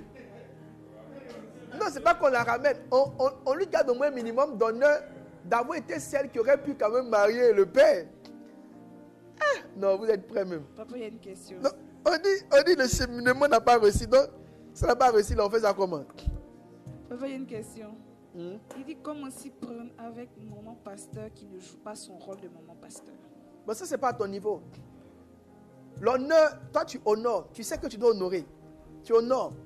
Peut-être même c'est l'honneur là qui a fait qu'elle va commencer à prendre conscience de son rôle de maman pasteur. Mais je reviens sur la question présente. C'est le moment où j'y ai pensé. Ça veut dire que les hommes de Dieu là, ne soyez sérieux. Ou tu présentes une cheminante, après tu ne présentes pas une, après tu la laisses, tu passes, tu vois. Ça peut créer un trouble dans l'église. Donc soyez sérieux. Soyez vraiment sérieux. Et si la femme avait un père spirituel avant qu'elle soit mariée au pasteur, comment gérer ça? La question c'est, est-ce que le mari de la femme devient son père spirituel? C'est ça, non? Naturellement, le mari est un père. Ça dit que c'est le fait que, en fait, il y a le père parce que la femme est dans son église. Il y a le père parce qu'il bâtit sa femme. Mais le mari le mari pasteur et sa femme, les deux doivent avoir un père aussi. Quelqu'un qui peut trancher entre les deux. Donc mon épouse et moi, c'est vrai, pour mon épouse, je suis son père. Elle dit, je suis son père. Elle me traite, elle m'honore comme son père. Mais on est un père commun. Que le pasteur Mohamed, qui nous connaît à deux, qui nous conseille à deux. On a une mère commune qui est l'épouse du pasteur Mohamed, qui nous gère aussi à deux. Mais c'est bon parce que ne faut pas que gens, comme toi tu es son mari, tu es son pasteur, parce que quand il y a un niveau de palabre là, la solution va venir de vous deux. Il faut quelqu'un de plus élevé. Donc c'est toujours bon d'avoir même un père spirituel en dehors de vous deux. Les questions sont choquantes. Et si la femme du pasteur n'a pas fait de longues études, comment devrait-elle trouver un choix? Ça veut dire quoi? Elle n'est pas partie à l'école, donc qu'est-ce qu'elle doit faire? Ah, c'est une belle question. C'est une belle question. C'est une belle question. Les femmes de pasteurs, allez apprendre à lire. Il n'y a pas Kofi Konan. Apprenez à lire. L'autorité vient par l'enseignement. Si tu ne peux pas enseigner, tu n'auras jamais une autorité. Je dis à tous les pasteurs qui ont des femmes qui ne savent pas lire, c'est très mauvais. Il faut que vos femmes apprennent à lire. Il faut qu'elles apprennent à lire. Il faut qu'elles apprennent à écrire. Il faut qu'elles apprennent. Ça là, tu n'y peux rien. Pour qu'elle trouve sa place, elle doit apprendre à lire. Mais en attendant, elle peut être à l'intercession, la délivrance, chasser des mots. Mais il faut qu'elle puisse lire la Bible pour expliquer les choses de la Bible avec des versets bibliques. C'est important. Maintenant, au-delà de cela, même si ce n'est pas lié, elle peut vous aimer, elle vous aime bien, elle peut donner de bons conseils. Donc ça suffit aussi pour qu'elle trouve sa place. Mais, aller à l'école. Il dit, après le décès de son mari, elle peut conduire la vision de son mari. Est-ce qu'une femme peut conduire la vision du mari après le décès du mari? C'est une très belle question. Ça arrive beaucoup parce que beaucoup d'églises n'ont pas investi dans la structure. C'est ce que j'enseigne. Payez mon livre. Donnez mon livre. Donne ça, donne ça. Ok. Ce livre-là, payez-le. Je ne l'ai pas développé dedans suffisamment, mais je vais développer un autre livre. Dans un autre livre, je vais développer l'importance de la structure. C'est quoi la structure? C'est d'établir des tests qui permettent de savoir quand le monsieur est mort, qui prend. Mais quand une église est jeune, ça arrive généralement quand l'église n'est pas encore bien formée puis le mari meurt. Quand une église est jeune, ce n'est pas très évident de commencer à dire qui remplace, qui ne remplace pas. Parce que tout le monde n'a pas été suffisamment éprouvé. Donc pour qu'on puisse dire, voici celui qui prend la relève, peut-être que ça a au moins 15 ans ou 10 ans, il est là. C'est très important. Non, c'est la structure qui permet de savoir. Donc, il y a des tests. On fait un bureau. On sait que si le président n'est pas là, c'est le vice-président. Maintenant, si la femme répond à tous les critères d'une vice-présidence, tant mieux, elle reprend. Mais il ne faut pas que quand le mari meurt systématiquement, la femme prenne le relais. Mais je le dis, c'est s'il y a des tests. S'il n'y a pas de tests, on vous là-bas, vous priez le Saint-Esprit et puis il va convaincre qui va prendre le chemin. Mais c'est les tests qui définissent qui prend le relais si le mari est mort. Tous les pasteurs qui m'écoutent, bâtissez des églises avec des tests, avec des documents. Mais ne vous pressez pas. Pour l'instant, l'église, je ne pourrais pas être sûr que ceux qui sont là sont ceux qui vont rester. Donc, il ne faut pas que tu es là et puis tu es motivé. Ah, il dit de faire des tests. Demain, tu fais asseoir tout le monde. Toi, tu es le vice-président. Toi, le vice-président, le temps que tu vas ouvrir tes yeux, il est parti, elle est fidèle. Laissez l'église ça. Il faut un certain âge aussi pour faire des tests définitifs. Mais il peut arriver que la femme prenne le relais d'une organisation qui réussisse bien. Voilà, il peut arriver, mais il faut qu'elle apporte des preuves réelles. Ce n'est pas parce que c'est sa femme. On sait que celle-là, elle a l'habitude de prêcher. On l'a déjà vu prêcher. Elle est bien. C'est pourquoi, si elle est bien impliquée, quand le mari meurt, ce n'est pas quelque chose de nouveau pour elle. Elle maîtrise déjà le rouage. Et les gens ont eu le temps d'accepter sa valeur ministérielle. Mais le vrai problème se trouve quand la dénomination est petite. Sinon, si la dénomination est grande, quelqu'un peut être le second sans forcément conduire l'église que le pasteur gère. Donc, l'église que le pasteur gère, sa femme peut continuer. Mais dans la grande dénomination, il y a un là-bas qui est le vice-président. Voilà. Est-ce que la femme du pasteur peut appeler son mari papa partout? Moi, ma femme m'appelle bébé.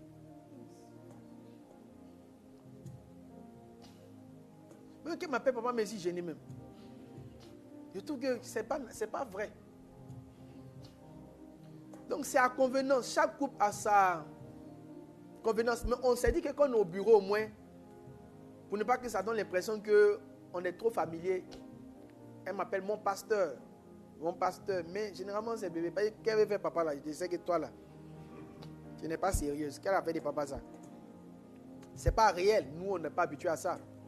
Voilà. Donc jamais m'appelle. Mais pour faire sérieux au travail, ça peut être pasteur pour permettre à tout le monde de prendre l'appellation convenable. Parce qu'en fait, les femmes de pasteurs éduquent souvent les assistants à l'odeur. Donc c'est important que aussi elles trouvent une forme d'appellation qui permet à ce que tout le monde sache comment le nommer. Donc si elle appelle bébé, c'est confus. Mais elle peut dire pasteur ou bien papa, en tout cas en fonction de votre environnement. En Europe, ils ne sont pas tous dans les affaires des papa là. Nous en Afrique ici, on a les papas là. C'est pas où on s'en est ça. Papa, il a posé une question aussi. Il dit si l'homme et la femme sont chacun appelés à être des leaders d'une église avec une vision différente, comment sera la position de chacun? L'homme et la femme sont appelés des leaders d'une église différente. Mes amis, ça ne marche pas. Ça ne marche pas. C'est que Dieu ne vous a pas appelé à vous marier. Ça ne marche pas. Vous ne pouvez pas. Ta femme peut être pasteur d'une église et puis l'église a son nom. Toi, tu es pasteur d'une autre église. Une église, c'est une vie. C'est une vie. C'est une vie. Ça va définir qui vous côtoie. Qui rentre. C'est trop. Une église, c'est une vie entière. Donc, ta femme va passer sa vie entière d'un autre monde. Et toi, tu vas passer ta vie entière d'un autre. Ce n'est pas possible. Et puis, vous allez vous aider comment? Si ce n'est pas vous faire les enfants seulement. Ça ne marche pas vraiment. Ça ne marche pas. Envoyez les questions, on va les noter. Il y a une qui demande, papa, lorsque tu vis avec un couple pastoral et tu vois la manière dont la femme du pasteur se comporte avec son mari, comment faire? Quand tu viens à un couple pastoral, tu vois la manière dont la femme du pasteur se comporte avec son mari. Ma soeur, dans tous les couples, il y a les problèmes. Ce n'est pas ton affaire, il ne faut pas aller vivre là-bas. C'est pourquoi moi, souvent, j'encourage les pasteurs à ne pas prendre les gens chez eux à la maison. C'est un conseil qui est vieux. J'ai interdit pratiquement à tous mes pasteurs de prendre des membres de l'église et de les envoyer à la maison. Si vous n'êtes pas sûr vous-même de vos vertus, parce que quand même dans une maison, il y a des toilettes. Il y a un endroit où on a le droit d'aller déposer quelques commissions. Oui, bon, maintenant si on est aux toilettes, on va dire, mais les toilettes là, c'est là pour ça. Donc, dans la vie d'un homme, il y a un endroit quand même où il peut être un peu libre. Quelques de ses petits penchants peuvent s'exprimer, mais c'est chez lui. Il y a des collègues dans lesquels il va se mettre à l'église, il n'a pas le droit de le faire. À la maison, il n'a pas le droit de le faire à l'église. Mais bon, ma soeur, toi qui es là-bas pour qu'il voit, il faut sortir de là-bas pour ne plus voir. Va prendre ta maison pour que tu puisses les respecter. Et puis vous-même là, pour mieux honorer vos pasteurs, là, priez Dieu pour ne pas qu'il y ait trop de proximité. Les gens qui sont très proches sont le plus en danger. S'ils n'ont pas une grande maturité, ils sont très en danger. Moi, je dis aux pasteurs, faut pas. La plupart des divisions d'église ont commencé par quelqu'un qui a vécu chez le pasteur, qui s'est fâché, qui est venu rentrer dans l'église avec des rumeurs. Maintenant, comme lui, il vit là-bas, ce qu'il dit est vrai. Il est rentré dans l'église avec des rumeurs, puis il a balayé l'église. Donc, moi, affaire où on vit chez le pasteur, là, je ne suis pas dedans. Faites-le par conviction, par le Saint-Esprit. Si tu ne mangeais pas que le pasteur t'a fait l'honneur de te prendre chez lui, il ne faut pas te lever pour détruire sa famille ni son ministère. Parce que la malédiction que tu vas prendre pour partir là, ça ne va jamais te quitter. Même si on te relave et l'huile sainte de Jérusalem, ça ne va pas te quitter. Une autre question. Comment les pasteurs peuvent intervenir quand les fidèles, entre parenthèses, surtout les femmes, refusent que leurs femmes s'impliquent dans le ministère en prenant le lead? Je n'ai pas compris. La personne demande comment le pasteur peut intervenir quand les fidèles de l'église refusent que la femme du pasteur soit au devant des choses. Non, c'est le pasteur qui trace le chemin. Les fidèles ne peuvent pas refuser, c'est le pasteur qui est le patron. C'est le pasteur qui, avec beaucoup de sagesse, sait comment, étape après étape, il fait rentrer sa femme. C'est quand tu veux faire à ta femme quelque chose qu'elle ne doit pas faire là. C'est ça qui est le problème. Dans une église, il y a tellement d'espace que mets ta femme là où il y a un chantier, comment on appelle, en devenir. Dieu bénisse.